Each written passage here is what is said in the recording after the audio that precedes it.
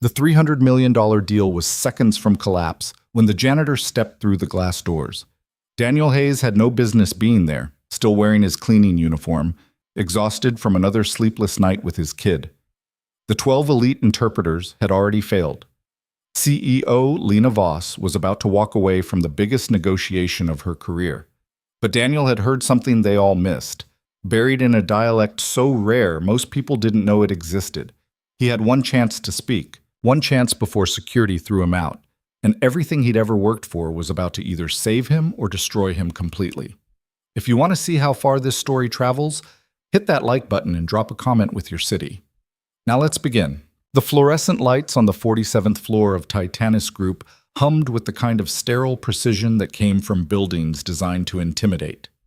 Daniel Hayes pushed his cleaning cart past the executive conference room at 9:47 p.m., the wheels squeaking against polished marble that cost more per square foot than his entire month's rent. He wasn't supposed to stop. The night shift protocol was clear. Conference level between 9 and 10, executive suites after midnight when everyone had gone home. Stay invisible. Stay quiet. Collect the paycheck and get back to his kid before the babysitter's rate jumped at 11. But something made him pause. Through the frosted glass, he could see shapes moving. Too many people for this late. Voices filtered through, sharp, intense. Then a sound he recognized immediately.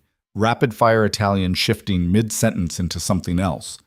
Romanche, maybe. Or Ladin. Daniel's hand tightened on the cart handle. He should keep walking. He had exactly 43 minutes before he needed to catch the last downtown bus. His daughter Emma was home with Mrs. Chen from 4C, probably already asleep, but he liked to check on her, pull the blanket up over her shoulders, make sure her breathing was steady. 5 years old, and she still kicked off the covers every single night. The voices grew louder. Someone was shouting now in what sounded like Mandarin, but regional, Shanghainese dialect with a particular inflection he'd only heard in the manufacturing district near the port. Daniel glanced down the empty hallway. No one. Just him and the cart and the quiet hum of after-hours corporate America. He moved closer to the glass. Absolutely unacceptable. A woman's voice cut through the chaos, cold and precise. American, educated, used to being obeyed. We've been here for 6 hours and your team still hasn't clarified the subsidiary structure. Ms. Voss, if you'd just... I don't have time for just anything. The woman, Lena Voss, Daniel realized, the CEO, whose face was on the building directory downstairs, spoke with the kind of exhaustion that came from people wasting your time. Either provide documentation we can actually verify, or this meeting is over. Someone responded in Italian. Fast, defensive.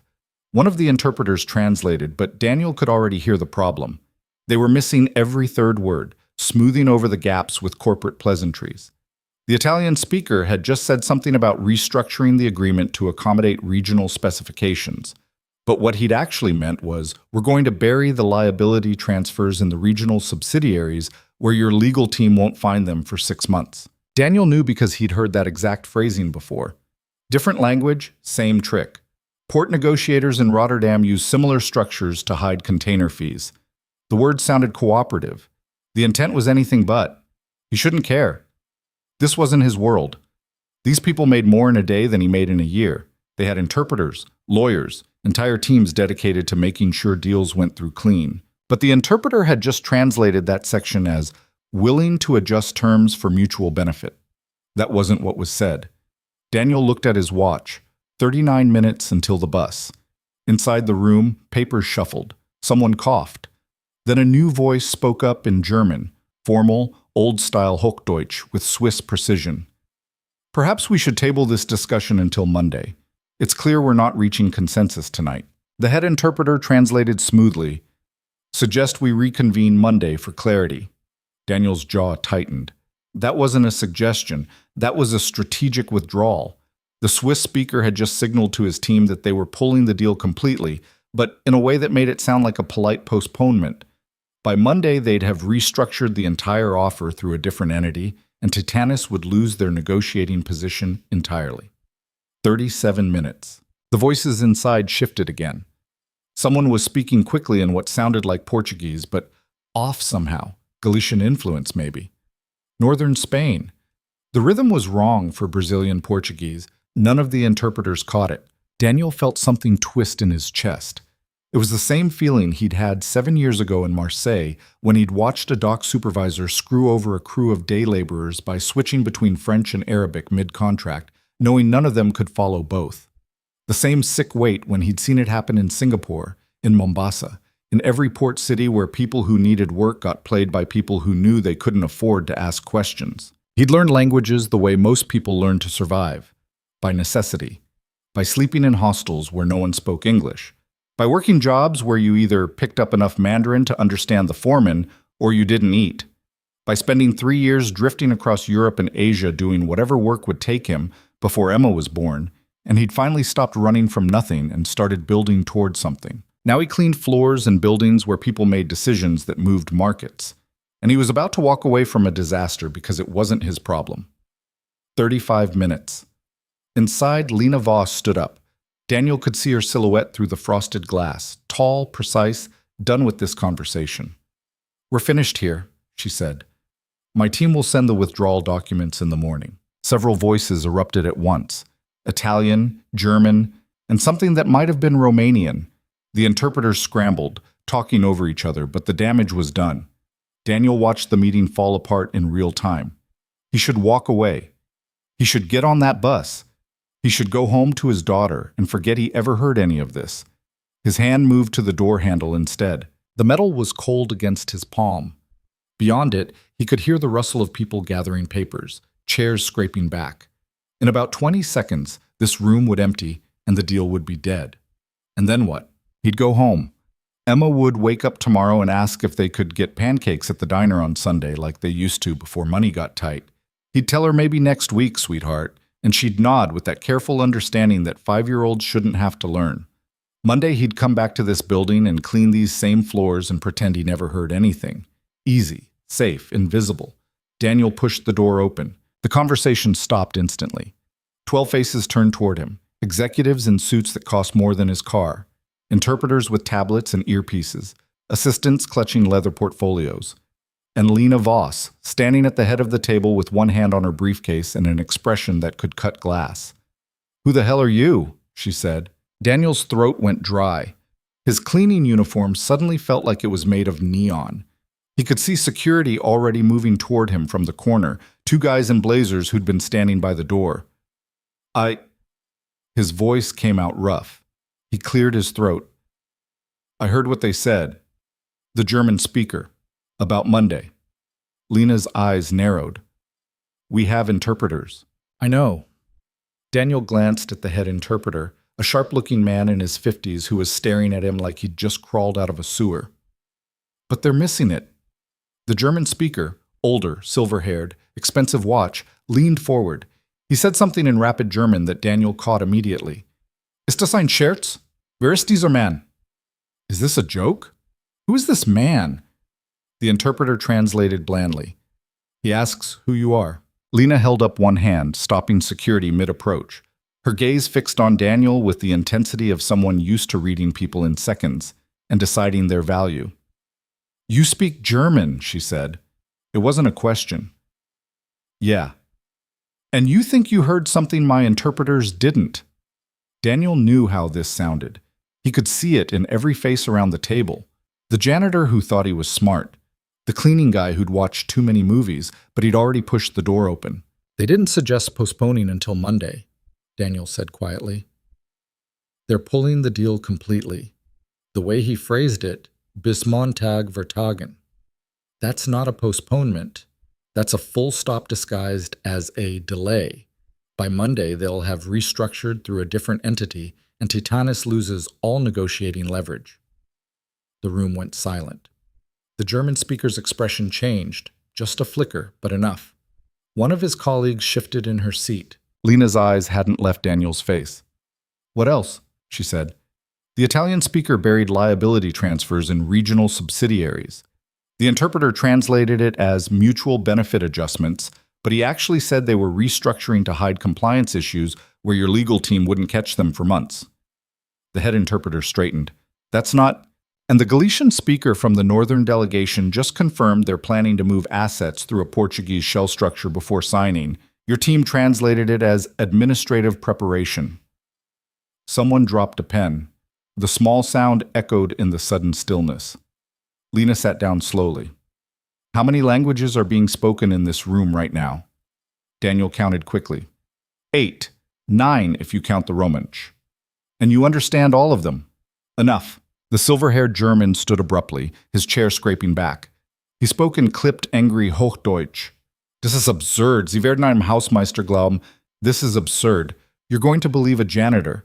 I'm going to believe, Lena interrupted in perfect German, anyone who just prevented me from signing a contract with buried explosives. She switched back to English, her gaze sweeping the table. Everyone sit down. We're not done. For a moment, no one moved. Then slowly, reluctantly, the Varelli Consortium delegates settled back into their seats. Lena gestured to an empty chair. You. What's your name? Daniel Hayes. Sit down, Mr. Hayes, and walk me through every single thing that was said in the last 6 hours that my interpreters missed. Daniel glanced at his watch. 28 minutes until the bus. If he missed it, he'd have to call Mrs. Chen and ask her to stay later. That was $15 an hour after 10 p.m. Money he didn't have.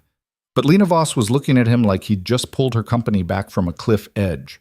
And somewhere in his chest, beneath the exhaustion and the fear and the constant weight of trying to keep Emma's world stable, something flickered that he hadn't felt in years. Like maybe the languages he'd learned running from nothing could actually build toward something.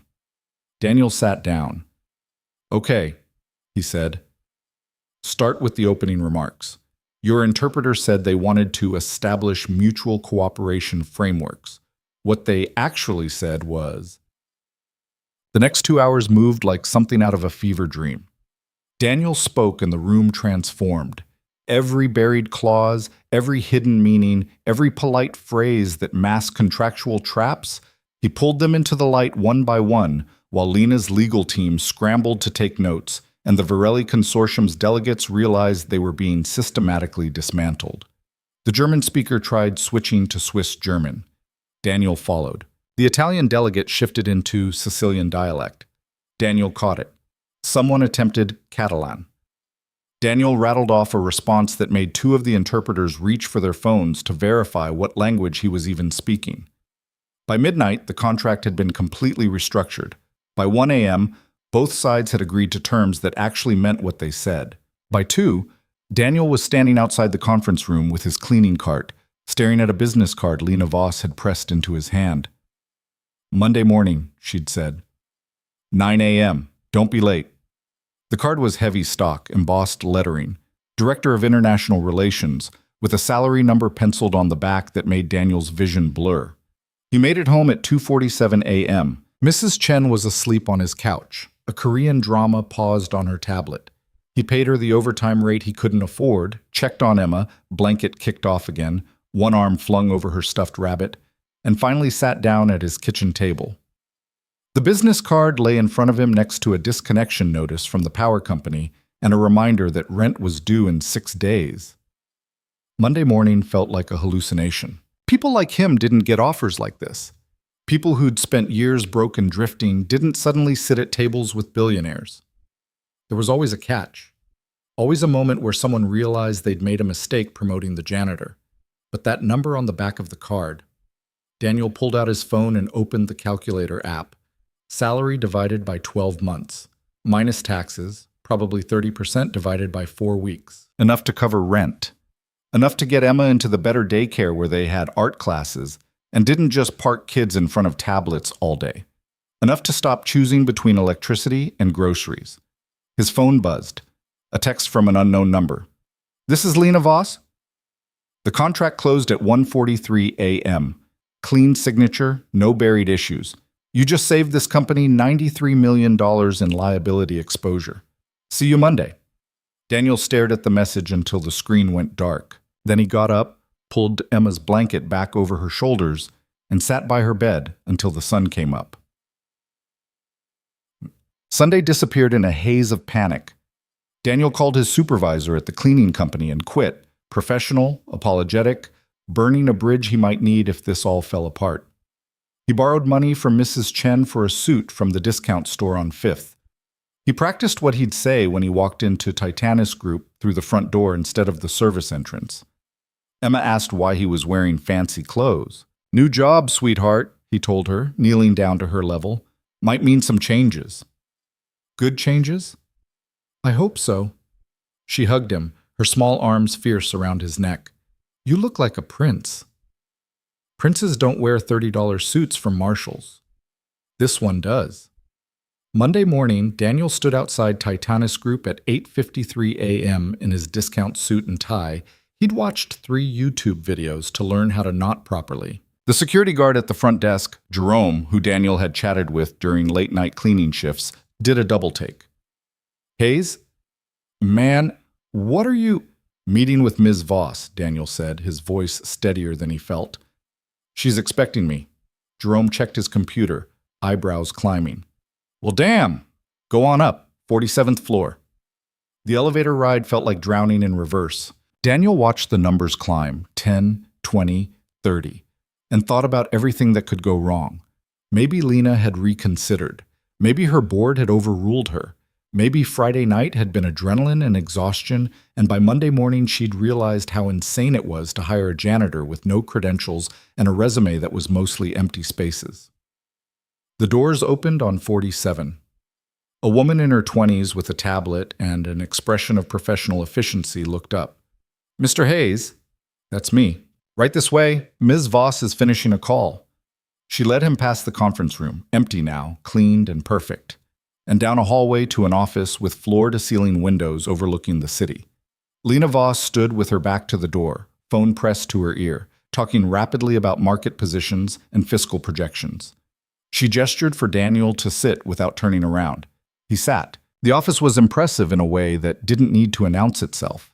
Clean lines, expensive furniture that looked comfortable instead of showy, bookshelves filled with actual books instead of decorator spines. A photo on the desk showed Lena shaking hands with someone Daniel vaguely recognized from news coverage. She ended the call and turned around. "You came," she said. "You told me to." People don't always do what I tell them." Lena sat down across from him, her gaze sharp and assessing, especially when it sounds too good to be true. "Is it?" Daniel asked. "Too good to be true?" "Probably." She pulled a folder from her desk. "I had my team run a background check. Hope you don't mind." Daniel's stomach tightened. "What did you find?" "Not much." Lena opened the folder. Graduated high school in Chicago. Disappeared for about 6 years. Traveled extensively based on passport records, but no employment history we could verify. Reappeared 3 years ago in New York. Applied for custodial work at Titanis. Single father to 1 daughter, Emma Hayes, age 5.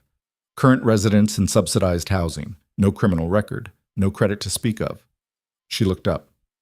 And apparently fluent in at least 9 languages that you learned. How, exactly? Daniel had known this question was coming. "I worked. Different countries, different jobs. You pick things up. Most people pick up enough to order food and ask for directions. You picked up commercial negotiation fluency in languages most Americans don't know exist." "I'm good at listening." "Clearly." Lena closed the folder. "Here's my problem, Mr. Hayes. I have a board meeting in 3 hours where I need to explain why I want to create a new director-level position for someone with no verifiable credentials, no college degree, and no corporate experience. What do I tell them?" Daniel met her gaze. "Tell them you spent 6 hours on Friday with 12 professional interpreters and they missed everything that mattered. Tell them the Varelli contract would have destroyed this company if someone hadn't been paying attention. Tell them languages aren't just about words. They're about context and culture and the 1,000 ways people hide meaning in plain sight. And tell them—" He paused. "Tell them you need someone who learned languages by needing them. Not from textbooks, from survival." Lena was quiet for a long moment. Then she smiled, quick and sharp. "I'm going to get pushback." "I know." "Executive team is going to hate this. HR is going to have a meltdown. And if you screw up even once, they'll use it as evidence that I made a terrible decision." "I won't screw up." "Everyone screws up, Mr. Hayes. The question is whether you can recover." Daniel thought about Emma asking if they could get pancakes. About the power company notice. About 7 years of drifting and 3 years of cleaning floors and every single moment that had led to sitting in this chair. "I can recover," he said. Lena stood up and extended her hand. Welcome to Titanis Group. You start tomorrow. 8 a.m. Don't be late. Daniel shook her hand, his grip firm despite the tremor he could feel starting in his fingers. Thank you, he said. Don't thank me yet. Lena walked him to the door. This is the easy part. Now comes everything else. What? The board meeting happened without him. Daniel spent the day filling out paperwork in HR while a stone-faced woman named Patricia processed his employment with the enthusiasm of someone handling contaminated materials. Drug test is mandatory, she said, not looking up from her computer. Background check is already complete. You'll need to provide documentation for your daughter's healthcare enrollment, emergency contact information, direct deposit details. Daniel provided everything, signed everything, agreed to everything. By 6 p.m., he was officially an employee of Titanis Group with a salary that made his hands shake when he saw it in writing. He picked Emma up from daycare, the cheap one that smelled like industrial cleaner and had one tired teacher for 15 kids, and took her to the diner. Pancakes? She asked, eyes wide. Pancakes, Daniel confirmed. They sat in their usual booth and Emma told him about her day, a story about blocks and someone named Tyler who kept knocking down her tower, while Daniel watched her and felt something loosen in his chest that had been tight for as long as he could remember. When the food came, Emma drowned her pancakes in syrup and looked up at him with chocolate chips on her face. Dad? Yes, sweetheart? Are we going to be okay now? Daniel reached across the table and took her small hand in his. Yeah, he said. I think we are. That night, after Emma was asleep, Daniel sat at his kitchen table with his old notebook, the one he'd carried through Marseille and Singapore and Mombasa and every other place that had taught him something new. The pages were worn, filled with notes in a dozen languages, phrases he'd needed, words that mattered. He turned to a fresh page and wrote Day 1. Then he closed the notebook and allowed himself just for a moment to believe that maybe invisible people could become something else. That maybe languages learned from necessity could build toward a future his daughter would never have to survive. That maybe, just maybe, everything he'd risked on Friday night had been the beginning of something instead of the end. Tomorrow, he would find out. Tomorrow, the real test would begin. But tonight, in his small apartment with his daughter breathing steady in the next room, Daniel Hayes let himself hope. Tuesday morning arrived with the kind of cold that made Daniel's breath fog in the pre-dawn darkness. He stood outside Titanis Group at 7:42 a.m., 18 minutes early, watching people in expensive coats stream through the rotating doors like they belonged there. He didn't move. The suit he'd bought felt stiff across his shoulders. The tie was already choking him. His employee badge, laminated and official with his photo looking vaguely stunned, hung around his neck on a lanyard that felt like a noose. A woman in her 40s rushed past him, talking rapidly into her phone about quarterly projections. She didn't glance his way. Why would she? He looked like every other corporate drone heading into another day of meetings and emails and whatever else people did in buildings like this, except he wasn't. Daniel checked his watch. 16 minutes. His phone buzzed. A text from Mrs. Chen. Emma ate breakfast. Very excited you have fancy job. She made you good luck drawing. I take photo. The image loaded. Crayon scribbles that might have been him in a suit or possibly a giraffe. Hard to tell. Emma had written Dad in wobbly letters across the top. Daniel saved the photo and put his phone away. Then he walked through the doors. The lobby was already busy. Jerome was at the security desk, but a different guard was checking badges at the turnstiles. Daniel approached, held up his badge, and tried not to look like he was waiting to be exposed as a fraud. The turnstile clicked green. He was through. The elevator was packed. Daniel wedged himself into a corner and watched the numbers climb.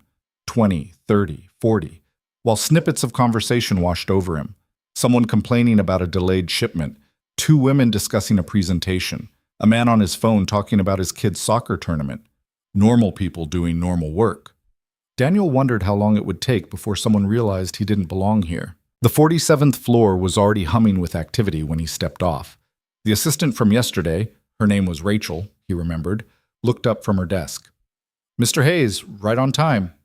She stood, all professional efficiency. Ms. Voss is in meetings until 9:30, but she wanted me to get you settled. Follow me. Rachel led him down a hallway past offices with closed doors and conference rooms with people already deep in discussion. She stopped at a door near the end. This is yours, she said, pushing it open. Daniel stepped inside and stopped. It was an office, an actual office with a desk and a chair and windows that looked out over the city. Not huge, maybe 12 by 15, but private. Real. His entire apartment could fit in here twice. Ms. Voss had IT set up your computer, Rachel continued, pointing to the sleek monitor on the desk. Login credentials are in this envelope. You'll need to change your password on first access. Your email is already active, daniel.hayes@titanisgroup.com. Phone extension is 4782. Building access works 24/7 with your badge. She paused, checking her tablet. Oh, and you have orientation at 11 with HR. Patricia will walk you through policies and compliance training. Daniel just nodded, still staring at the office. Any questions? Rachel asked. About 1,000. I'm good. Great. Ms. Voss will call for you when she's ready. Coffee station is down the hall on the left. Bathroom is... I know where the bathroom is, Daniel said, then caught himself. I mean, Right, you used to work night shift. Rachel's expression didn't change, but something flickered in her eyes. Not quite judgment, more like curiosity. Well, welcome to Days. It's different up here. She left, closing the door behind her. Daniel stood in the middle of his office, and felt the weight of it settle over him like a physical thing. The desk was real wood, not particle board. The chair was leather. There was a bookshelf along one wall, empty now but waiting. He walked to the window and looked down at the street 47 floors below. Tiny people moving in patterns, everyone heading somewhere with purpose. Last week, he'd been one of them. Invisible. Forgettable. Now he was up here. Daniel pulled out his phone and took a picture of the view. Then he sent it to Mrs. Chen with a message. Tell Emma her dad has an office with windows. The response came back quickly. She says you are the boss now. I tell her maybe not boss, but important. She says same thing. Daniel smiled despite the knot in his stomach. Then he sat down at his desk, logged into the computer with credentials that had his actual name on them, and stared at an inbox that was already filling with messages. Welcome to Titanis Group. New hire orientation schedule, building security protocols, and one from Lena Voss with the subject line, read this first. Daniel clicked it open.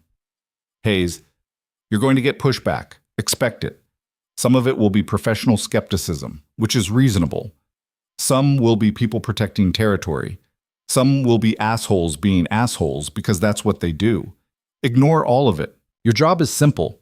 I need someone who can sit in rooms where billion-dollar decisions get made and catch what everyone else misses.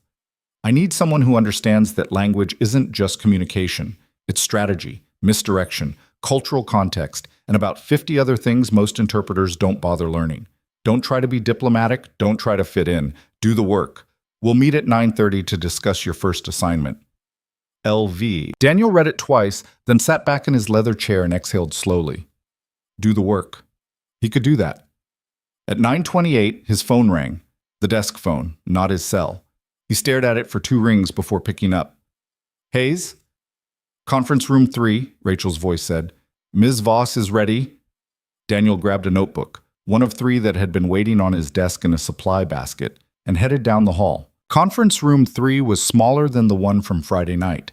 Lena sat at the head of the table with her laptop open and a coffee that looked like it had gone cold hours ago. 2 other people were already seated, a man in his 50s with gray hair and an expensive suit, and a woman around 40 with sharp eyes and a tablet covered in handwritten notes. Hayes, Lena said without preamble. This is Robert Chen, VP of International Contracts, and Sarah Mills, Head of Legal Review. They were both in the room Friday night. Robert nodded politely. Sarah's expression was carefully neutral in a way that told Daniel exactly what she thought of this situation. Sit, Lena said. Daniel sat. Lena closed her laptop and looked at him directly. The Varelli contract closed clean. No surprises, no hidden issues. Everything you flagged got restructured properly. Robert's team spent the weekend reviewing every clause against your translations. She glanced at Robert. Tell him. Robert cleared his throat. You were right. All of it. The subsidiary structure, the liability transfers, the German postponement strategy. Our interpreters missed critical context in at least 17 separate exchanges. He paused. How long have you been studying commercial contract language? I haven't. Daniel said. I just listen to what people actually mean instead of what they want you to think they mean. Sarah leaned forward. Mr. Hayes, I need to understand your background. Where did you train? What's your certification level for legal interpretation? I don't have one. You don't have certification? I don't have training. I picked up languages working. Different countries, different jobs. Sarah's expression tightened. Ms. Voss, we cannot have uncertified personnel providing translation services in legally binding negotiations. The liability exposure alone is less than the $93 million we would have lost if Hayes hadn't caught what your certified interpreters missed, Lena cut in. We're not replacing anyone, we're adding capability. By hiring someone with no credentials, by hiring someone who prevented a disaster. Lena's voice went cold. Are we really having this conversation? Sarah sat back, her jaw tight. I'm documenting my objection. Document whatever you want. Lena turned back to Daniel. Here's the situation. We have a deal closing Thursday with the Christensen group out of Copenhagen. Renewable energy contracts, EU compliance requirements, about $40 million in projected revenue. The negotiations have been going on for 3 months, and they've been clean so far. Almost too clean. You think they're hiding something, Daniel said. I think everyone hides something. Lena pulled up a document on her laptop and turned the screen toward him. This is the current contract draft. It's in English, but Christensen's negotiating team includes representatives from Denmark, Germany, and the Netherlands. We've had our usual interpretation team handling everything. Read through this and tell me if anything feels wrong. Daniel pulled the laptop closer. The document was dense, 47 pages of legal language, technical specifications, compliance requirements. He started reading, his eyes scanning not just for words but for rhythm, for the places where language shifted in ways that felt deliberate. The room was quiet except for the hum of the ventilation system. Robert checked his watch. Sarah made notes on her tablet. Lena drank her cold coffee and waited. Daniel reached page 23 and stopped. Here, he said, tapping the screen. Section 14, subsection C, the compliance timeline. Lena leaned over. What about it? It's phrased in English, but the structure is wrong. This reads like it was written in Danish first, then translated badly. See how the dependent clauses stack? That's not how English legal documents flow. Someone translated this directly without adapting the syntax. Sarah frowned. Our legal team reviewed that section. It's standard compliance language. It's standard Danish compliance language, Daniel said. In Denmark, you can defer compliance reporting by filing preliminary documentation with provisional timelines. In the US, that's not how it works. This section looks like it gives you standard reporting requirements. But if it was structured this way in the original Danish version, they're building in a 6-month delay before they have to provide any actual compliance data. Robert pulled out his phone and started typing. That would put their reporting deadline after our fiscal year closes. We wouldn't know if they were compliant until after we'd already booked the revenue. Which means if they're not compliant, we'd have to retroactively adjust, Sarah said slowly. She looked at Daniel with new attention. How did you catch that? I worked in Copenhagen for 8 months, Daniel said. Construction job. The foreman used to bury timeline extensions and contract amendments using the same clause structure. It's a common trick if you know what you're looking for. Lena closed the laptop. Robert, get this to the legal team. I want that section completely rewritten before Thursday. Sarah, pull the original Danish drafts if we have them. I want to know what else might have gotten mistranslated. We don't usually keep working drafts in source languages, Sarah said. We do now. Lena stood up. Hayes, you're sitting in on the Christensen meeting Thursday. I want you listening to everything that gets said in any language other than English. If something feels wrong, you flag it immediately. Daniel nodded. Okay. And Hayes? Lena paused at the door. Good work. After she left, Robert gathered his papers. Sarah stayed seated, studying Daniel with the expression of someone trying to solve a problem. You really learned all this just from working random jobs? She asked. More or less. She trailed off, then shook her head. I have 3 degrees and 12 years in corporate law. I didn't catch what you just caught. You weren't looking for it, Daniel said. Different skill set. Clearly, Sarah stood up. For what it's worth, my objection isn't personal. I just need to make sure we're protected legally. If you're going to be providing interpretation services, we need to document your capabilities properly. I understand. Do you? She looked at him directly. Because this company operates in extremely high-stakes environments. One mistake in a negotiation can cost millions, sometimes hundreds of millions. The reason we use certified interpreters is because they have accountability structures. If you make an error, then I make an error, Daniel said. But I won't. Sarah's expression was unreadable. Everyone makes errors, Mr. Hayes. Then I'll own it when I do. She studied him for a moment longer, then nodded slightly. I'll have my team prepare documentation protocols for your translations. We'll need written records of any interpretation you provide in official negotiations. Fine. After she left, Daniel sat alone in the conference room and felt the reality of it settle over him. These people were trusting him with deals worth more money than he could properly conceptualize. One mistake, and he wouldn't just lose this job, he'd potentially cost the company millions. The weight of it should have been terrifying. Instead, it felt like something clicking into place. He spent the rest of the morning in orientation with Patricia from HR, who walked him through sexual harassment policies, confidentiality agreements, expense reporting procedures, and about 40 other things delivered in the tone of someone reading a script they'd memorized years ago. Any questions? Patricia asked finally, her expression suggesting there better not be. When do I get paid? Daniel asked. Bi-weekly, direct deposit? First paycheck hits 2 weeks from Friday. 18 days. Daniel did the math automatically. Rent was due in 4 days, and he had about $200 in his account after paying Mrs. Chen for the extra hours last week. Is there any way to get an advance? He asked. I've got some bills. Company policy doesn't allow advances for new hires. Patricia's voice was flat. You should have considered that before quitting your previous employment. Daniel felt heat creep up his neck. Right, thanks. Back in his office, he pulled out his phone and stared at his bank balance. $237. Rent was $1,100. He could ask Mrs. Chen to wait on the childcare payment. She'd probably say yes because she was kind, but that felt like taking advantage. His phone buzzed, a text from an unknown number. This is Robert Chen. Lena mentioned you might need some flexibility on your first paycheck. Stop by my office when you have a minute. Daniel stared at the message, something uncomfortable twisting in his chest. He didn't want charity. Didn't want to be the guy who couldn't make it 2 weeks without help. But Emma needed to eat. He found Robert's office on the 46th floor. The door was open and Robert waved him in, barely looking up from his computer. Close the door, Robert said. Daniel did. Robert pulled out a checkbook, an actual physical checkbook that looked like it belonged to someone's grandfather, and started writing. This is a personal loan, not company business. $2,000, zero interest, pay me back whenever. If anyone asks, you're doing some freelance translation work for me on the side. He tore off the check and held it out. Daniel didn't take it. I can't. You can and you will, because I've been where you are. Robert's voice was matter-of-fact. 30 years ago, I was working overnight at a printing plant trying to feed 2 kids. Someone gave me a break when I needed it.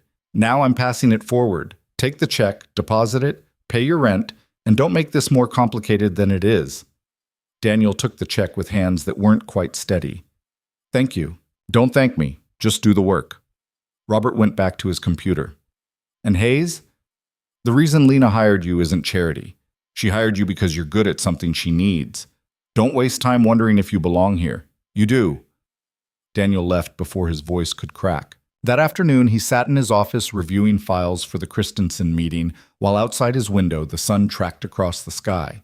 People stopped by to introduce themselves, some curious, some polite, some with the carefully neutral expressions of people who'd heard about the janitor who got promoted and weren't sure what to make of it. Around 3 p.m., his door opened without a knock. A man in his early 30s leaned against the doorframe, expensive suit, gelled hair, expression like he smelled something rotten. So, you're the miracle worker, he said. Daniel looked up. Can I help you? Marcus Webb, Senior Director of Strategic Partnerships. He said it like the title should mean something. I hear you're sitting in on the Christensen deal. That's right. Marcus walked into the office uninvited and sat in the chair across from Daniel's desk. Let me give you some friendly advice. Christensen has been my account for 8 months. I've built relationships with their executive team. I've structured the terms. I've done the groundwork. The last thing I need is someone coming in at the 11th hour trying to prove themselves by finding problems that don't exist. Daniel set down his pen. I'm not trying to prove anything. I'm doing what Lena asked me to do. Lena. Marcus smiled without warmth. You two on a first-name basis already? That was fast. Ms. Voss, Daniel corrected. And yeah, we are, because she hired me to do a job. Right. The job. Marcus leaned back, crossing his legs. You know what I think? I think you got lucky on the Viorelli deal. Right place, right time, heard something that sounded important. But luck runs out. And when it does, people remember that you were a janitor 3 days ago. Daniel felt his jaw tighten. I still know how to clean floors if that's what you're asking. I'm asking if you understand how things work at this level. Because up here, it's not just about being right. It's about relationships, credibility, years of experience. You can't just walk in off the street and expect people to trust you with deals worth tens of millions. Good thing I'm not asking for trust, Daniel said. I'm just doing the work. Marcus stood up. Thursday's meeting is critical. Christensen is ready to sign. Don't screw this up by trying to be a hero. He left without waiting for a response. Daniel sat there for a long moment, staring at the empty doorway. Then he went back to reviewing the contract files, ignoring the way his hands wanted to shake. That evening, he picked Emma up from daycare, the same cheap one because he hadn't had time to research better options yet, and took her home. She chattered about her day while he made dinner from the groceries he'd bought with the last of his money before depositing Robert's check. Tyler knocked down my blocks again, Emma said, pushing pasta around her plate. I told him to stop, but he didn't listen. What did you do? Daniel asked. I built it again, higher. Daniel smiled. That's my girl. After Emma went to bed, he sat at his kitchen table with his old notebook and reviewed everything he'd learned about the Christensen group. The company profile, the executive bios, the deal structure. He pulled up news articles in Danish, German, and Dutch, reading through local coverage that the English language analysts had probably missed. At midnight, he found it. A small article in a Danish trade publication from 6 weeks ago. Christensen Group was being investigated by EU regulators for compliance violations in a different renewable energy contract. Nothing definitive yet, just preliminary inquiries. But the language used, procedural review of documentation timelines, matched exactly the kind of phrasing buried in Section 14 of the Titanis contract. They were building in the same delay structure they'd used before. Daniel grabbed his phone and texted Lena, then stopped. It was midnight. She probably wasn't awake, and this could wait until morning. His phone rang 30 seconds later. Talk, Lena's voice said. Daniel explained what he'd found. The article, the language patterns, the connection. Lena was quiet for a moment. Send me the link. I'll have legal review it tonight. Sorry for texting so late. Hayes, if you find something that matters, I don't care what time it is. Send it. She hung up. Daniel sent the article link, then sat in his dark kitchen feeling like he'd just stepped off another cliff. Wednesday morning arrived gray and cold. Daniel got to the office at 7:30 to find an email from Sarah Mills waiting. Review meeting 8 a.m., conference room 3. Bring everything you have on Christensen compliance issues. The meeting included Lena, Sarah, Robert, and 2 other lawyers Daniel didn't recognize. He walked them through what he'd found, the Danish article, the language patterns, the structural similarities. One of the lawyers pulled up the EU regulatory database and started cross-referencing. He's right. Christensen has 3 open compliance investigations, 2 in Denmark, 1 in Germany, all related to documentation timeline deferrals. Which means Section 14 isn't an accident, Sarah said. They're deliberately building in the same structure that's already under regulatory scrutiny. Lena's expression was cold. What happens if we sign this contract with that section intact? We'd be liable for any compliance failures on their end, Robert said. If EU regulators find violations, we'd face penalties as the partnering entity. How much? Depends on the severity. Could be anywhere from 5 million to 50 million in fines. Lena looked at Daniel. Good catch. What do we do? Sarah asked. The meeting is tomorrow, and they're expecting to close. We tell them Section 14 needs to be restructured, Lena said. Complete transparency on compliance timelines, no deferrals, real-time reporting requirements. They'll push back, Robert said. This might kill the deal. Then it kills the deal. Lena stood up. I'm not signing a contract with buried explosives. If Christensen wants to do business with us, they do it clean. She left. The lawyer started gathering papers. Daniel sat there feeling like he'd just killed a $40 million deal and wasn't sure if that was good or catastrophic. Sarah paused by the door. Hayes? A word? They walked to her office. She closed the door and turned to face him. I owe you an apology, she said. I was wrong about the certification concerns. What you found, our entire legal team missed it. If we'd signed that contract, she trailed off, we would have been exposed to massive liability. I just got lucky with the article, Daniel said. No. You knew what to look for because you understand how people hide things in language. That's not luck. Sarah pulled out a file. I'm setting up a documentation protocol for your work. Anytime you provide interpretation or analysis in a negotiation, we'll create an official record. It protects you, and it protects the company. Okay. And Hayes, Marcus Webb came to see me yesterday. Complained that you were overstepping on his account. She smiled slightly. I told him that saving the company from a $50 million regulatory violation isn't overstepping. It's doing your job. After she left, Daniel went back to his office and tried to focus on preparing for tomorrow's meeting. But his mind kept circling back to the same thought. He'd just potentially killed a major deal. $40 million in revenue gone because he found a problem no one else had seen. What if he was wrong? His phone buzzed, a text from Marcus. Hope you're proud of yourself. Months of work down the drain because you had to play detective. Daniel deleted it without responding. Thursday morning came too fast. Daniel stood in his apartment at 6 a.m., adjusting his tie for the 5th time while Emma watched cartoons and ate cereal. You look nervous, she said. I'm fine. You did the tie 3 times already. Daniel smiled despite himself. Since when did you get so observant? I'm always observant. Emma went back to her cereal. Mrs. Chen says you're doing important work. Mrs. Chen talks too much. She says you're brave. Daniel knelt down next to Emma's chair. I'm not brave, sweetheart. I'm just trying to do a good job. That's the same thing, Emma said seriously. Trying is brave. Daniel hugged her, breathing in the scent of strawberry shampoo and childhood. I love you, kid. Love you too, Dad. Go be important. The Christensen meeting was scheduled for 10 a.m. Daniel arrived at 9:15 to find conference room 1 already being set up. Rachel was coordinating with catering, coffee, pastries, water service. Miss Voss wants you in early, she said. She's already inside. Daniel found Lena standing at the head of the conference table, reviewing notes. She looked up when he entered. You ready? She asked. I think so. Don't think. No. Lena closed her folder. Christensen's team will push back hard on the compliance section. They'll try to frame it as standard industry practice, unnecessary bureaucracy, whatever makes us look unreasonable. Your job is to listen to what they say in Danish and German when they think we don't understand. If they're coordinating strategy mid-meeting, I need to know. Got it. And Hayes? Lena's expression softened slightly. You did good work finding that regulatory issue. Don't second-guess yourself now. At 9:58, the Christensen group arrived. There were 5 of them, 2 executives from Copenhagen, 1 lawyer from their Amsterdam office, and 2 technical specialists. They shook hands with Lena, with Robert, with Sarah. When they got to Daniel, the lead executive, a man named Lars Christensen, mid-50s, expensive glasses, paused. I don't believe we've met, he said in perfect English, with just a hint of Danish accent. Daniel Hayes, Daniel said. International Relations.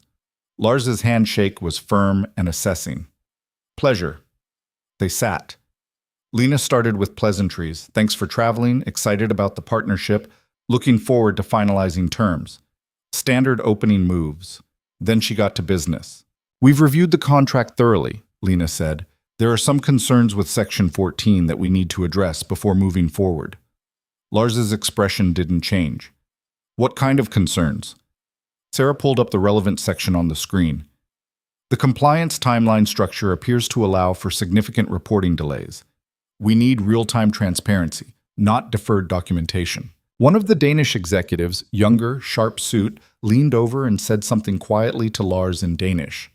Daniel caught it clearly. This is the American lawyer I warned you about. She'll want complete control. Lars nodded slightly, then responded in English. I'm not sure I understand the concern. This is standard industry practice throughout the EU. It may be standard, Lena said, but it's not acceptable for this partnership. We need compliance reporting within 30 days, not 6 months. The Amsterdam lawyer jumped in. Ms. Voss, with respect, the timeline in Section 14 accounts for the complexity of EU regulatory requirements. We can't simply accelerate documentation that requires multi-level approval. The younger Danish executive muttered something else in Danish. If they won't accept standard terms, we walk. The Frankfurt Group will take this deal in a heartbeat. Daniel kept his expression neutral, but he locked eyes with Lena for just a second. She caught it. Perhaps we should take a short break, Lars suggested smoothly. Give both teams a chance to discuss internally? That won't be necessary, Lena said. Mr. Hayes, did you have something to add? Every eye in the room turned to Daniel. This was it, the moment where he either proved Marcus wrong or confirmed every doubt Sarah had raised. Daniel looked at Lars directly. The Frankfurt Group won't take this deal because they already know about your compliance investigations in Denmark and Germany. 3 open cases, all involving the same documentation timeline deferrals you're trying to build into this contract. The room went dead silent. Lars's expression froze. The younger executive went pale. I'm sorry?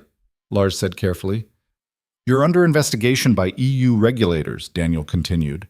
Procedural reviews for documentation timeline violations. The language in Section 14 mirrors exactly the structure that's already flagged for regulatory compliance issues. If Titanis signs this contract as written, we become liable for your violations. The Amsterdam lawyer started to object. Lars held up one hand, stopping her. How did you? He switched to Danish, speaking directly to his colleague. Hvordan ved de det? How do they know?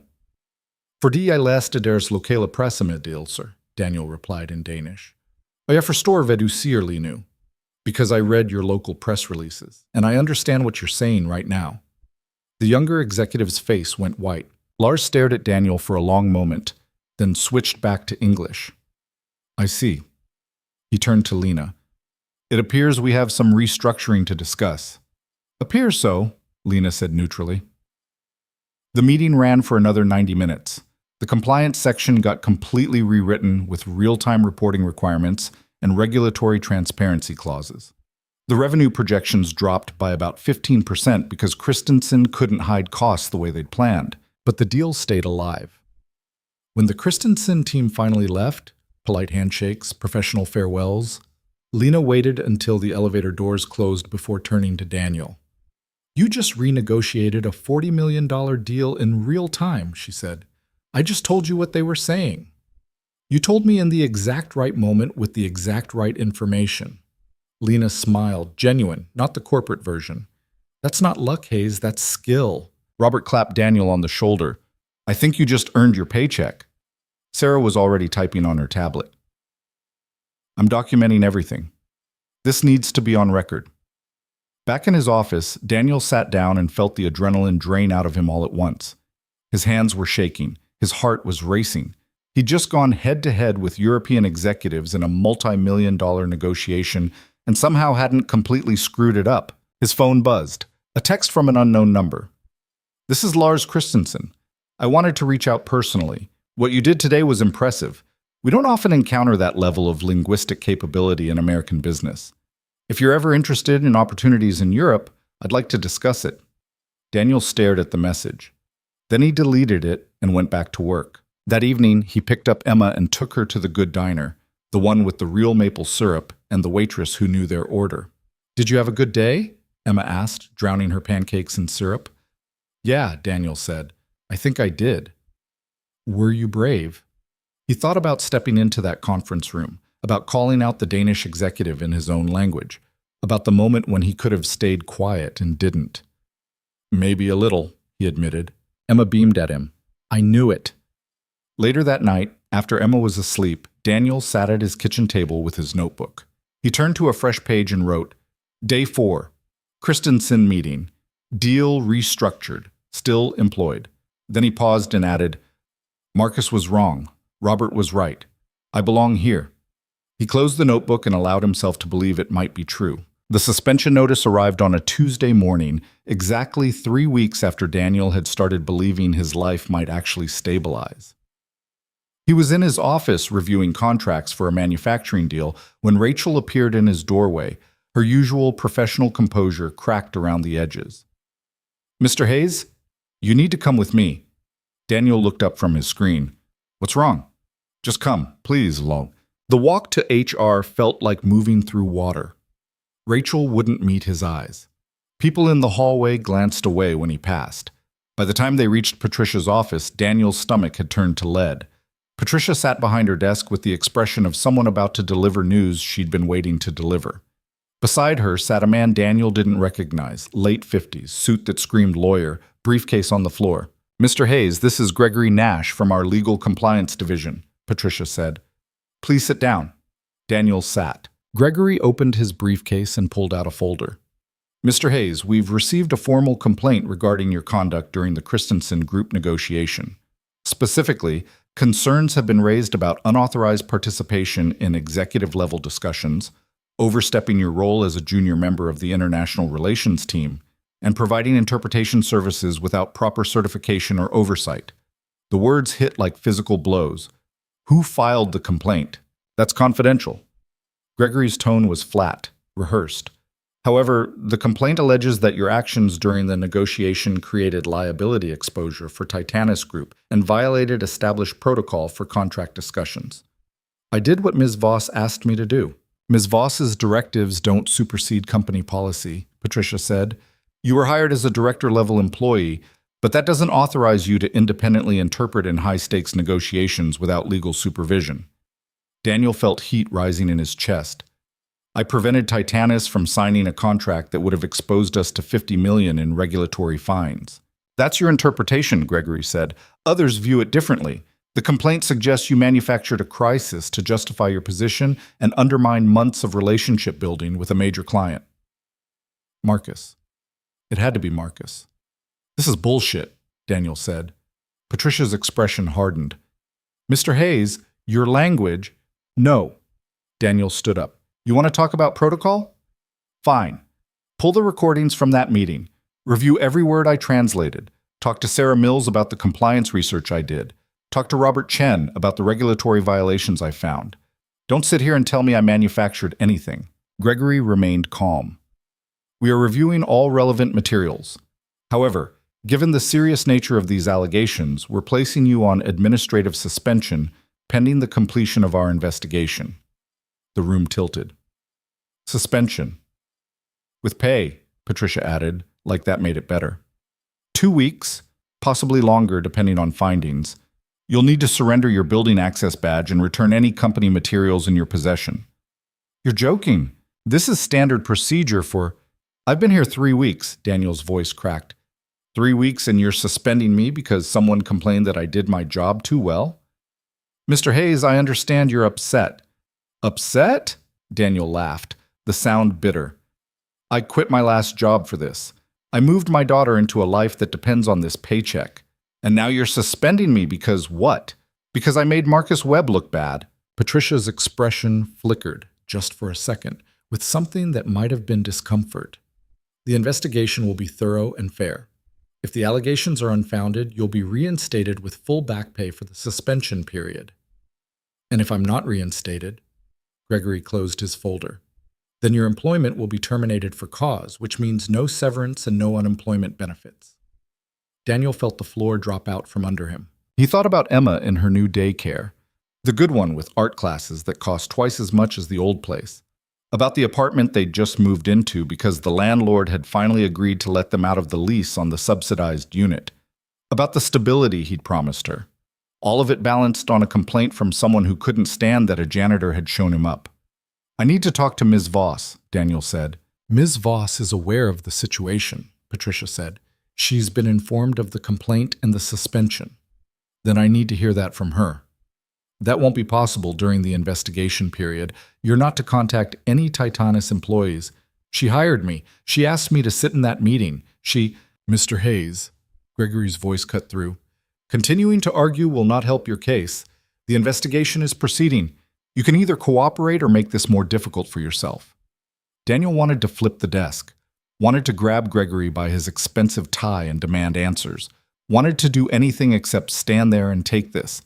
Instead, he pulled his badge from around his neck and set it on Patricia's desk. 2 weeks, he said. Or longer, Patricia confirmed. Daniel walked out of her office, down the hallway he'd crossed every morning for 3 weeks, past his office where files still sat open on his desk. Rachel was waiting by the elevators, her eyes red. "I'm sorry," she whispered. "I didn't know what they were going to—" "It's fine." "It's not fine. Everyone knows this is Marcus. He went to the board and—" "Rachel." Daniel's voice came out flat. "I can't talk to you. Investigation protocols." Her face crumpled.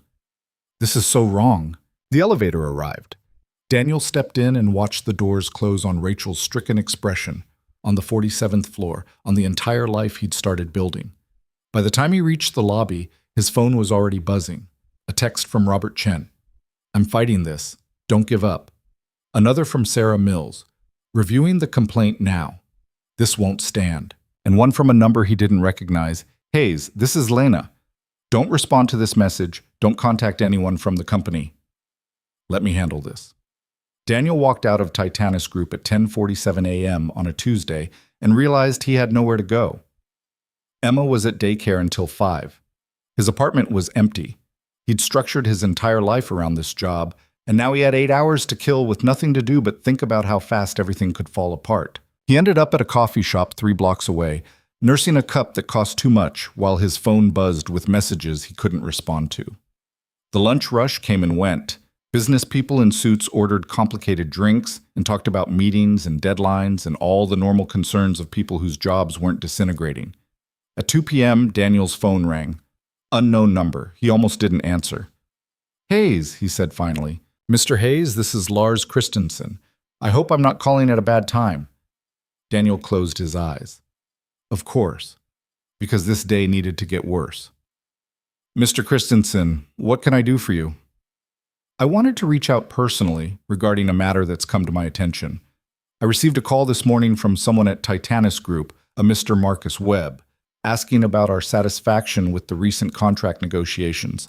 Daniel's hand tightened on his phone. "Mr. Webb seemed particularly interested in whether we felt you had overstepped during our discussions," Lars continued. "He suggested that perhaps your involvement had been inappropriate and that we might have concerns about the final terms." "And do you?" Daniel asked. "Have concerns?" Lars was quiet for a moment. "Mr. Hayes, you caught compliance violations that would have cost both our companies significant regulatory exposure. You did so with remarkable linguistic skill and professional discretion. The only concern I have is that someone at Titanis apparently doesn't appreciate what you did." That's one way to put it. "I'm calling because I want you to know that I've sent a formal letter to Ms. Voss expressing Christensen Group's complete satisfaction with your participation in our negotiations. I've also made it clear that any suggestion we were unhappy with your involvement is absolutely false." Daniel felt something crack in his chest. Why would you do that? Because what Mr. Webb attempted was unprofessional and dishonest. And because talent like yours shouldn't be punished for doing excellent work. Lars paused. "I also wanted to reiterate my previous offer. If things don't work out at Titanis, Christensen Group would be very interested in discussing opportunities." "I appreciate that," Daniel said. "Really? But I'm not looking to leave." "Even after this?" "Especially after this." Lars laughed. "Stubborn. I respect that. The offer stands regardless. Good luck, Mr. Hayes." After he hung up, Daniel sat in the coffee shop and tried to process what had just happened. Marcus had actually called their clients to build a case against him, had actually tried to sabotage the deal retroactively just to prove Daniel didn't belong. The worst part was, it might work. Daniel picked Emma up from daycare at 5, listening to her chatter about painting and snack time and how Tyler finally stopped knocking down her blocks. She didn't notice anything was wrong until they got home and he started making dinner at 4:30 instead of his usual 6. "Why are you home early?" Emma asked, climbing onto a kitchen chair. "Got the afternoon off," Daniel said, chopping vegetables with more force than necessary. "Is that good?" "Sure." Emma tilted her head, studying him with those sharp 5-year-old eyes that saw too much. "You look sad." "I'm fine, sweetheart." "Dad?" Daniel set down the knife. Just a hard day at work. Nothing for you to worry about. Are we going to be okay? The question hit him like a punch. She was 5 years old and already knew to ask if they were going to be okay. Already understood that stability was fragile. Daniel knelt down next to her chair. Yeah, baby, we're going to be okay. I promise. Emma hugged him, her small arms tight around his neck. You always keep promises. He hoped that was true. That night, after Emma was asleep, Daniel sat at his kitchen table with his laptop and started going through his options. His savings account had about $4,000 now. Robert's loan repaid, first month in the new apartment covered, but not much cushion beyond that.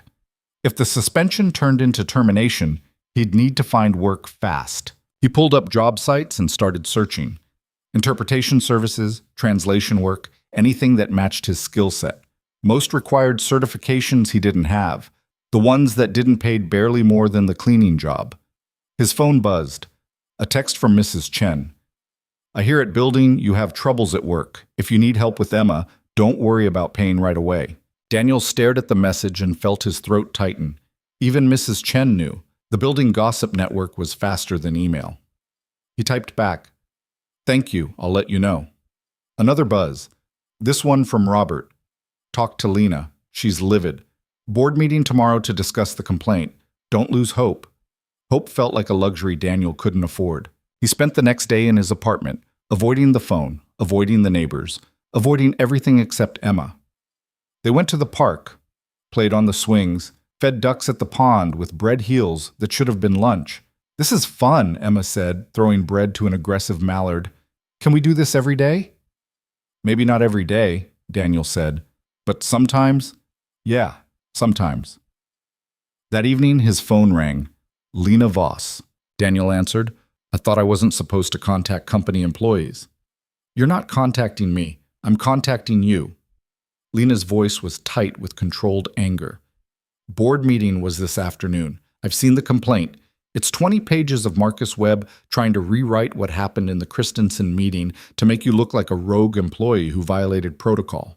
And it's complete garbage, but it's well-documented garbage. He's got timestamps, policy citations, even a statement from one of our interpreters saying she felt undermined by your presence. Daniel closed his eyes. So I'm done. Not yet. I've got Lars Christensen's letter stating unequivocally that your involvement was professional and valuable. I've got Sarah's documentation showing you prevented regulatory violations. I've got Robert backing everything you did. Lena paused. But the board is nervous. Marcus is senior leadership. You're new. They're worried about precedent. Precedent for what? Doing good work? Precedent for promoting someone without traditional qualifications and having it blow up in their faces. They're worried about liability, about hierarchy, about all the corporate bullshit that matters when lawyers get involved. So what happens now? The investigation continues. Gregory Nash interviews everyone involved, reviews all documentation, makes a recommendation to the board. Lena's voice softened slightly. I'm fighting for you, Hayes, but I need you to understand this might not go the way we want. I understand. Do you? Because if they terminate you, Marcus wins, and every other executive who thinks people like you don't belong at this level gets validated. Daniel looked at Emma's drawing on his refrigerator, the one of him in a suit. What do you want me to do? Be patient. Let the investigation run. Don't do anything stupid. Lena hesitated. And Hayes, start thinking about what you want, because even if you win this fight, the company that hired you just showed you what happens when you make the wrong person angry. She hung up. Daniel sat in his dark apartment and thought about that. About what it meant to win a fight but lose the war. About whether staying at Titanis was worth it if every success came with someone trying to tear him down. His phone buzzed again. Another text from Lars Christensen. I spoke with Ms. Voss today. The offer I made stands, but I understand loyalty. Whatever you decide, you have support here. You, and another from an unknown number. This is Marcus Webb. You should have stayed in your lane. This is what happens when people forget their place. Daniel deleted Marcus's message without reading it twice. The next week crawled by like something dying. Daniel tried to keep routine for Emma's sake. Breakfast, daycare, playground, dinner, bedtime. But the hours when she was gone stretched out endless and empty. He couldn't work. Couldn't contact anyone from Titanis. Couldn't do anything except wait while other people decided his future. On day 8 of the suspension, Gregory Nash called. "Mr. Hayes, I'd like to schedule an interview as part of the investigation. Tomorrow at 2 p.m., if you're available." "Where?"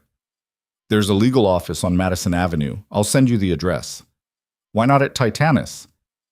"We prefer to conduct these interviews in neutral locations." Gregory's tone was professionally bland.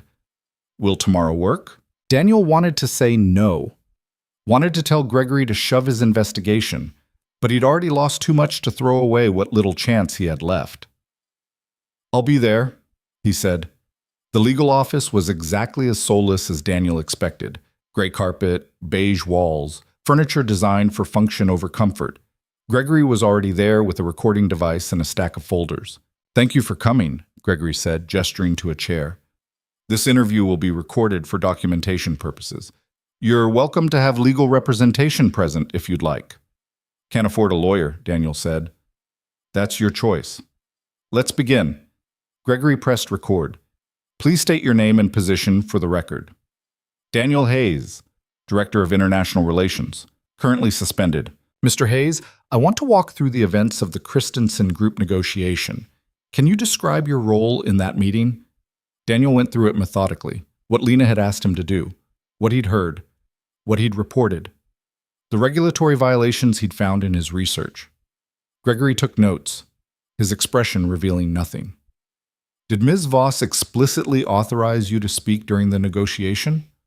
"She told me to flag anything that felt wrong." "Did she tell you to confront the Christensen executives directly about compliance investigations?" "She told me to do my job." "That's not what I asked." Daniel leaned forward. "You want me to say I went rogue? That I acted without authorization?" "I didn't. Everything I did was exactly what Lena hired me to do." "Ms. Voss," Gregory corrected. "And the issue isn't whether you were doing what you believed she wanted. The issue is whether you followed established protocol for contract negotiations." "What protocol?" "There's no protocol for what I do because no one else here does it." Gregory made a note. "Let's talk about your qualifications. You don't have certification as a professional interpreter, correct?" "Correct." "No degree in linguistics or international relations?" "No." "No formal training in contract law or negotiation strategy?" "No." "So your claim to expertise is based entirely on languages you picked up while working various jobs overseas. Jobs which, according to your employment history, you can't fully document." Daniel felt his jaw tighten. "I can document that I prevented Titanis from signing a contract with $50 million in buried liability." "Can you?" Gregory pulled out another folder. "Because I've reviewed the Christensen contract extensively. The compliance section you flagged could be interpreted multiple ways. It's not clear that the language definitively created the exposure you claimed." Talk to Sarah Mills. She reviewed the same section and agreed, "Ms. Mills provided an opinion based on your interpretation. That doesn't make your interpretation correct." Gregory leaned back. "What I'm seeing, Mr. Hayes, is a pattern of someone with limited credentials making assertions that can't be independently verified, then claiming vindication when outcomes happen to align with those assertions. That's not what happened." "Isn't it? You claim to have overheard conversations in multiple languages. No one else in that room could verify what you heard because no one else speaks all those languages. You claim those conversations revealed hidden intentions, but all we have is your word." Daniel stood up. "Are you calling me a liar?" "I'm saying that your unique position makes it impossible to verify your claims through normal channels, and that creates liability for Titanis. The only liability was the contract I prevented you from signing." Gregory pressed stop on the recorder. "Mr. Hayes, let me be frank with you. The complaint against you raises legitimate concerns about oversight and accountability. Marcus Webb has been with this company for 12 years. He's built relationships, earned trust, proven himself through traditional channels. You've been here 3 weeks.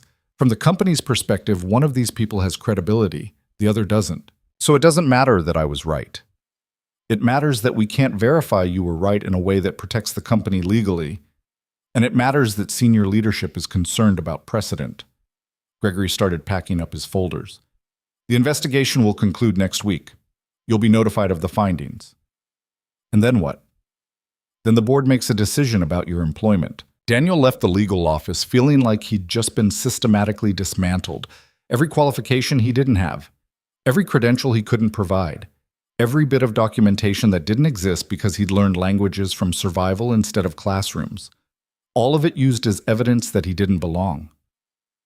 His phone rang as he walked to the subway. Sarah Mills. "Hayes, I just got out of my interview with Gregory," she said without preamble. "He's building a case for termination.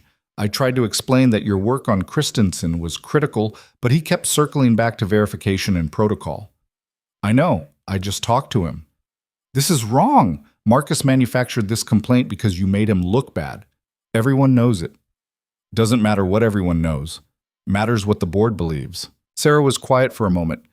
"There might be another option. Robert and I have been talking. If the board terminates you, we're prepared to resign in protest." Daniel stopped walking. "Don't do that." "Why not? You saved this company millions if they're going to punish you for it." "Sarah, you've got 12 years in corporate law. Robert's got a family and a mortgage. Don't throw that away because of me. It's not just because of you. It's about what kind of company this is.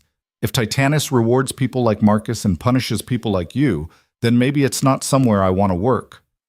"Don't make that decision yet," Daniel said. "Wait and see what the board does." "Hayes, please, just wait." After he hung up, Daniel sat on a bench outside the subway station and tried to process what Sarah had just offered. 2 senior employees willing to walk away rather than watch him get railroaded. Part of him was grateful. Part of him was terrified that his presence was about to destroy careers beyond his own. That evening, Emma asked if he was going back to work soon. "I don't know, sweetheart," Daniel said honestly. "What if you don't?" "Then I'll find another job." Emma considered this seriously. "Will it be a good job?" "I'll make it good." "Okay." She went back to coloring, apparently satisfied. Daniel wished he had her faith. The investigation conclusion came on a Friday afternoon, day 13 of his suspension. An email from Gregory Nash marked high priority. Daniel opened it with hands that weren't quite steady. "Mr. Hayes, the investigation into the complaint regarding your conduct during the Christensen group negotiation has concluded. Our findings indicate that while your intentions may have been aligned with company interests, your actions violated several established protocols for contract negotiations and created potential liability exposure through unverified interpretation services. Specifically, 1. You provided interpretation without proper certification or legal oversight. 2. You independently confronted client representatives without explicit authorization from senior leadership. 3. You made claims about regulatory violations that could not be independently verified through standard compliance channels. The investigation acknowledges that the Christensen contract was ultimately restructured in a manner that may have benefited Titanis Group. However, this outcome does not excuse protocol violations or eliminate concerns about accountability. After careful review, the recommendation to the board is termination of employment for cause, effective immediately. However, in recognition of Ms. Voss's strong advocacy on your behalf and statements from other senior staff, the board has agreed to an alternative resolution. You may resign voluntarily with 4-week severance pay and a neutral employment reference. This option allows you to pursue other opportunities without a termination on your record. You have 48 hours to accept this offer. If you decline, termination proceedings will move forward. Regards, Gregory Nash, Legal Compliance Division. Daniel read the email 3 times, then he read it again. They were giving him an out, a way to leave without being fired, with enough money to survive while he found something else. All he had to do was walk away. Admit that Marcus had won. That the janitor who thought he could sit at the executive table had been wrong. That people without credentials and degrees and traditional paths didn't belong in buildings like Titanis Group. His phone rang. "Lena." "You got the email," she said. "Yeah. I'm sorry, I fought as hard as I could, but the board—" "I know, it's fine." "It's not fine, this is complete garbage and we both know it." Lena's voice was sharp with frustration. "Marcus orchestrated this whole thing and they're letting him get away with it because he's been here longer and has the right credentials on paper." "So what do I do?" "That's up to you. The severance offer is decent, more than I could get them to agree to for a straight termination. 4 weeks' pay will give you breathing room to find something else. Or I could fight it. You could. But Hayes, you need to understand what that means. Fighting means lawyers, depositions, potentially months of hearings. And even if you win, you'd be coming back to a company where half the executive team thinks you don't belong. Daniel looked at Emma's drawing on his refrigerator. What would you do? Lena was quiet for a long moment. Honestly, I don't know. Part of me says take the severance and find somewhere that appreciates what you can do. Part of me says fight because giving in to people like Marcus just validates everything wrong with corporate hierarchies. That's not an answer. No, it's not. Because this is your life, Hayes, your daughter, your future. I can't tell you what's worth fighting for. After she hung up, Daniel sat at his kitchen table and tried to think clearly. 4 weeks severance meant about $8,000 after taxes.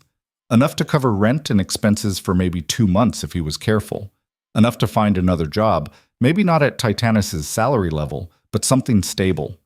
The smart move was to take it. The safe move was to walk away.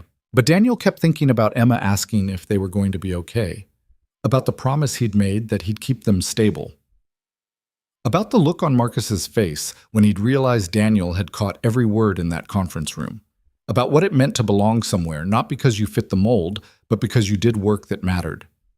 He opened his laptop and started typing. Mr. Nash, I decline your offer. I did not violate protocol. I did the job I was hired to do, and I did it well. If Titanis Group wants to fire me for that, then they can fire me. But I'm not resigning. Daniel Hayes. He hit send before he could second-guess himself. Then he picked up his phone and called Mrs. Chen.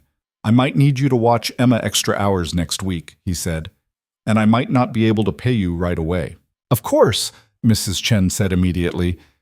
You are good father, good man. You fight for what is right. Emma and I will be fine. Thank you. Daniel, Mrs. Chen's voice softened. You belong where you work. Don't let them tell you different. After he hung up, Daniel sat in his quiet apartment and felt the decision settle over him like armor. He'd already lost everything once before, drifted across countries with nothing but the languages he picked up along the way. He'd survived then, and he'd survive now. But this time, he wasn't walking away. This time, he was going to make them look him in the eye while they did it. Gregory Nash's response arrived within an hour, tersely professional and edged with what Daniel could only describe as irritation barely held in check. Mr. Hayes, your decision has been noted. Termination proceedings will move forward as outlined. You will receive formal notice within 3 business days. Final paycheck and accrued benefits will be processed according to standard protocol. Please return all company property by end of business Monday. Gregory Nash. Daniel stared at the email and felt the enormity of what he'd just done settle into his bones. He'd turned down severance pay, turned down the safe exit, chosen instead to be fired for doing his job well, which meant no unemployment benefits, no buffer, nothing but the few $1,000s in his account, and whatever work he could scrape together fast enough to keep the lights on. Emma wandered into the kitchen with her stuffed rabbit, dragging it by one ear. Dad, can we have mac and cheese for dinner? Sure, sweetheart. The good kind?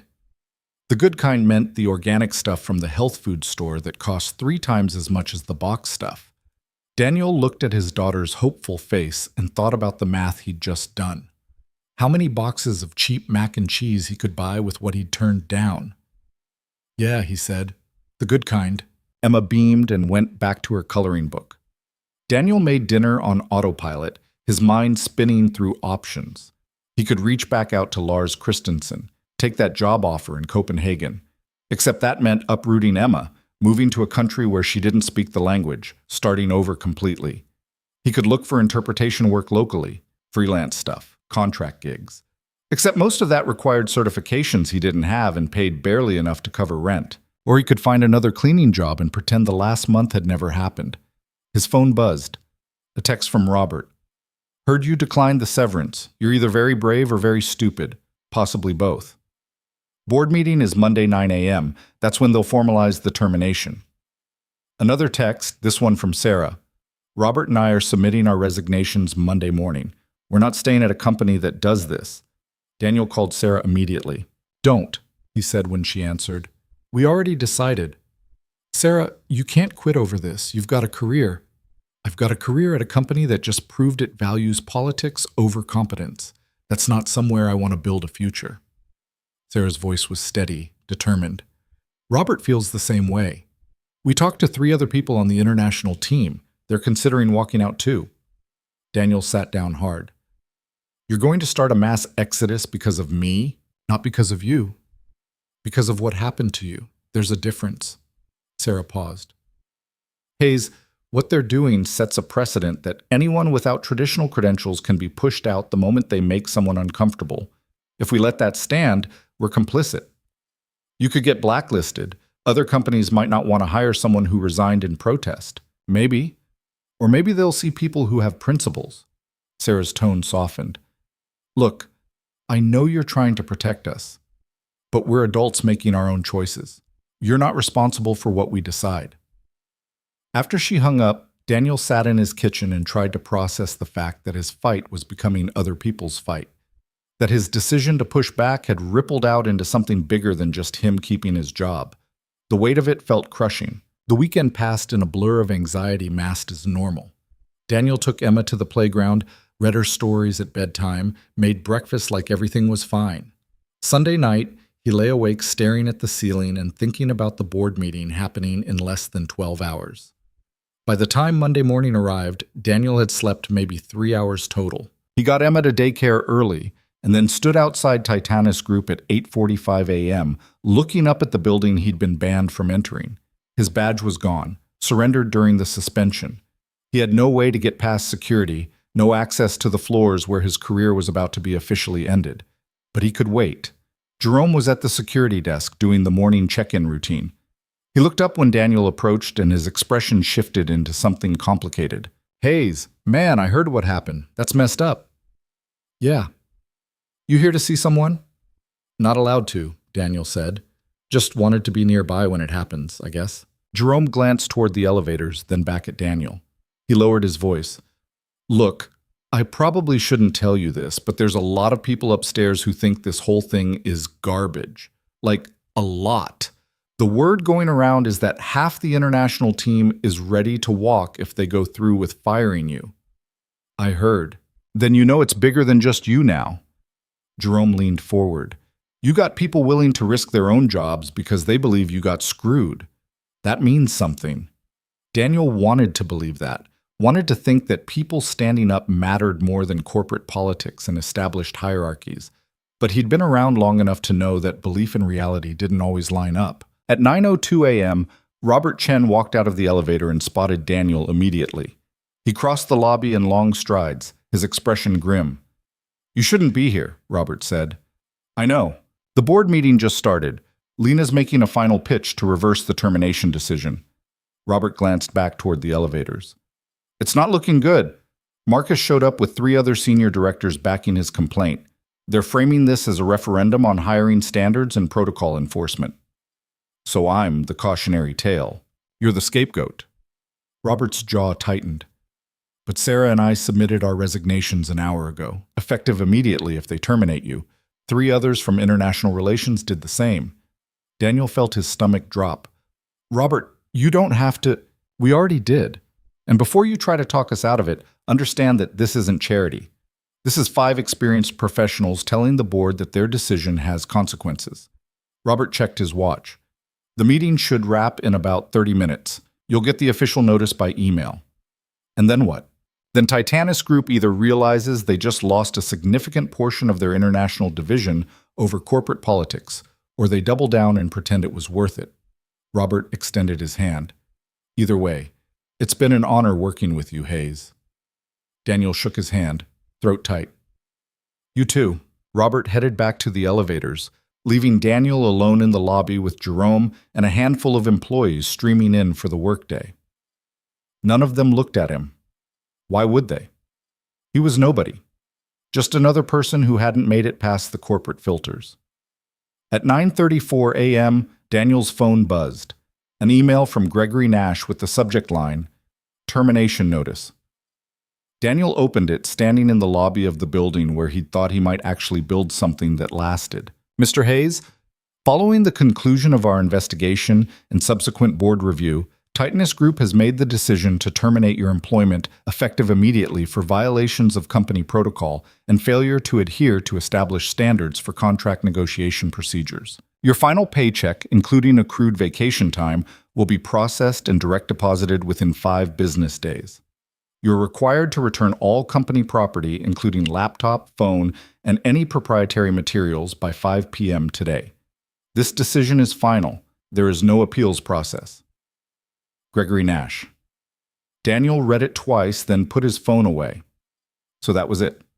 4 weeks at Titanis Group, from janitor to director to unemployed in less than a month. He was halfway to the subway when his phone rang. Lena. Where are you? She asked. Leaving. Don't. Come back to the building. Visitor entrance. Lena, I just got the termination notice. I know. Come back anyway. Trust me. She hung up before he could argue. Daniel stood on the corner of Madison and 42nd, watching traffic flow past, trying to decide if going back was going to make this worse or just extend the humiliation. Then he turned around and walked back to Titanis Group. The visitor entrance was around the side, a smaller lobby usually used for deliveries and non-employee meetings. Lena was waiting there with Sarah and Robert, all 3 of them looking like they'd just come from battle. What's going on? Daniel asked. Lena handed him a folder. The board approved your termination at 9:28. At 9:31, Robert and Sarah's resignations became official. At 9:33, 3 more senior staff from International Relations submitted notices. At 9:36, I informed the board that losing 6 experienced professionals over 1 termination was going to cost approximately $4 million in recruitment, training, and project delays. Daniel opened the folder. Inside was a contract, new employment terms, effective immediately. What is this? Reinstatement, Sarah said. Full position restoration, back pay for the suspension period, and a formal apology from the board for procedural errors in the investigation. Daniel stared at the contract, the words blurring together. How? The board realized that Marcus's complaint was going to cost them more than just you, Robert said. Losing half the international division would have been a disaster, so they had a choice, back down or watch their entire negotiation capacity collapse. They backed down, Lena finished. Barely. By a single vote. Daniel looked up from the contract. What about Marcus? Reassigned to domestic operations, Lena said, her smile sharp. Effective immediately. He no longer has authority over international accounts. And Gregory Nash? Still in legal compliance, but the board made it clear that his investigation process needs review. Sarah's expression was satisfied.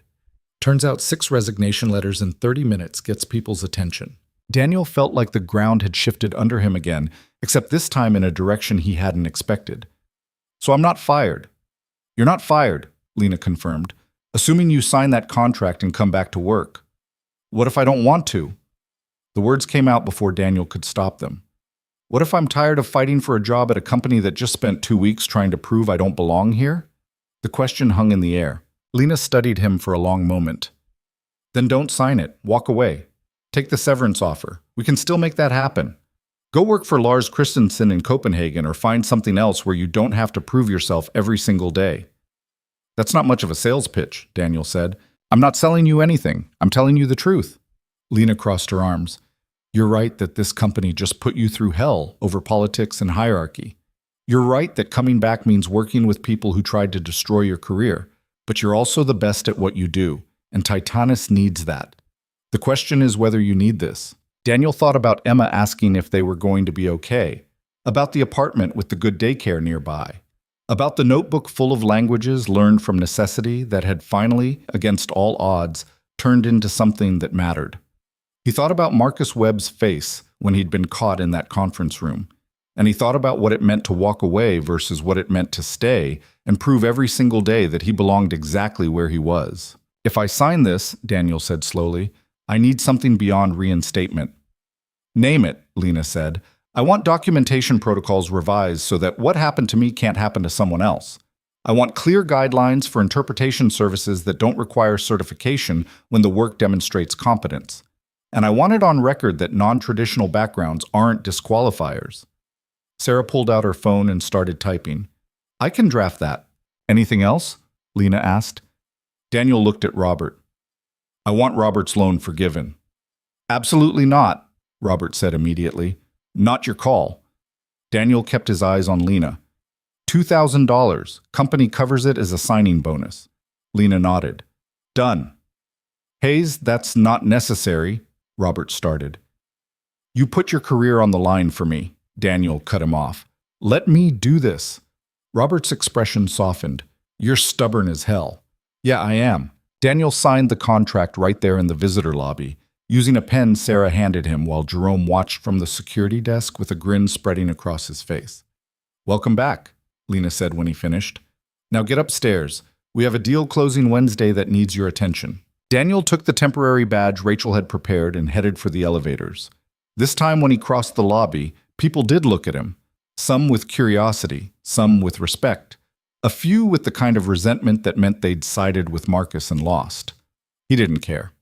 The 47th floor felt different when he stepped off the elevator. Rachel looked up from her desk and her face broke into a genuine smile. Mr. Hayes, welcome back. Thanks, Rachel. His office was exactly as he'd left it. Files still open on the desk, coffee mugs still sitting by the keyboard. Like the last 2 weeks had been a bad dream that reality had finally corrected. Daniel sat down in his leather chair and pulled up his email. 300 unread messages, meeting requests, contract reviews. A welcome back note from the IT department saying his access had been restored, and one message from an address he didn't recognize with the subject line, "You should have taken the severance." Daniel opened it. Hayes, congratulations on your reinstatement. Enjoy it while it lasts. People like you don't survive long at this level. You got lucky once, twice, maybe, but eventually you'll make a mistake.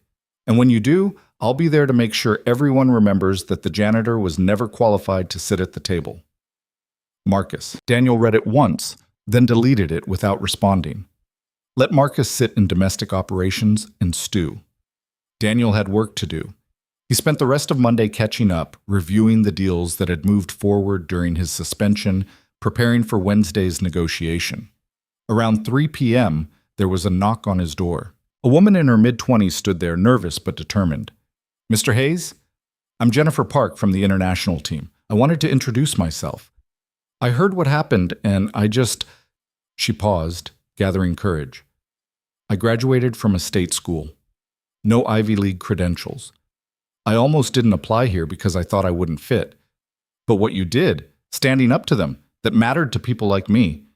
Daniel stood up and shook her hand. Nice to meet you, Jennifer. I know you're busy, but if you ever need help with research or translation work, I speak Korean and Mandarin. I'd be honored to assist. I'll keep that in mind. Thank you. After she left, 2 more people stopped by. Then 4. Then a steady stream of employees from different departments, some he'd met, most he hadn't, all wanting to say they were glad he was back, that what had happened to him wasn't right, that seeing him reinstated gave them hope. By 5 p.m., Daniel's head was spinning. He picked Emma up from daycare, and she ran to him with her arms out, chattering about painting and how she made a picture of a giraffe that looked more like a snake. How was your day, Dad? She asked in the car. Long. Good, though. Did you win? Daniel thought about that. Yeah, sweetheart, I think I did. That night, after Emma was asleep, Daniel sat at his kitchen table with his notebook. He turned to a fresh page and wrote, Day 34, reinstated, back pay coming. 6 people were willing to walk away for me. Marcus lost. Then he paused and added, This isn't over. But maybe it doesn't have to be. Maybe fighting and winning can be the same thing. The next morning, Daniel arrived at Titanis Group at 7:45 a.m. to find Lena already in conference room 3 with a stack of contracts and a pot of coffee that looked industrial strength. Sit, she said without preamble. Wednesday's deal is with Nakamura Industries out of Osaka. Medical technology, $60 million in potential revenue. They've been stalling on final terms for 3 weeks, and I need to know why. Daniel pulled up the contract files on his laptop. What's the sticking point? Distribution rights in Southeast Asia. They keep asking for revisions that don't make sense given the market projections. Lena slid a folder across the table. These are transcripts from the last 4 negotiation calls. Our interpreter flagged some inconsistencies, but couldn't pin down what was actually being said versus what was being translated. Daniel started reading, his mind automatically shifting into the pattern recognition mode that had become second nature. The transcripts were in English, but underneath he could see the structure of Japanese business language, formal, layered with implication. By page 6, he found it. "They're not stalling," Daniel said. "They're negotiating with someone else simultaneously and using our terms as leverage." Lena leaned forward. "How do you know?" "The phrasing here," Daniel pointed to a section. "When Nakamura's VP says we need time to consider regional implications, that's not a delay tactic. In Japanese business culture, that specific phrase signals they're comparing offers. And here, he flipped to another page. They reference coordinating with regional partners, but the grammar structure suggests future partnerships, not current ones. So they're shopping our deal to competitors. Probably. The question is whether they're actually interested in Titanis or just using us to drive up another offer. Lena sat back, her expression calculating. "Can you tell which one?" Daniel went through the rest of the transcripts, pulling out phrases and contextual markers. By the time he finished, he had a clear picture. "They want the Titanis deal," he said, "but they've got pressure from a Japanese competitor who's offering better distribution terms. They're trying to force us to match without admitting that's what they're doing." "Who's the competitor?" "Can't tell from these transcripts, but if I had to guess..." Daniel pulled up a market analysis report. "Yamato Medical. They've been expanding into Southeast Asia for the last year. Nakamura mentioning regional coordination 3 times in the same call. That's deliberate signaling." Lena grabbed her phone and fired off a text. "Robert, I need everything we have on Yamato Medical's recent distribution deals. Now." The response came back in under a minute. "On it." "Wednesday's meeting is at 2 p.m., Lena said to Daniel. "I want you there, full participation, not just observation." "You sure that's a good idea after what just happened?" "You just decoded 3 weeks of stalled negotiations in 20 minutes. Yeah, I'm sure." Lena stood up. "And Hayes? Stop asking if you belong here. You proved that already."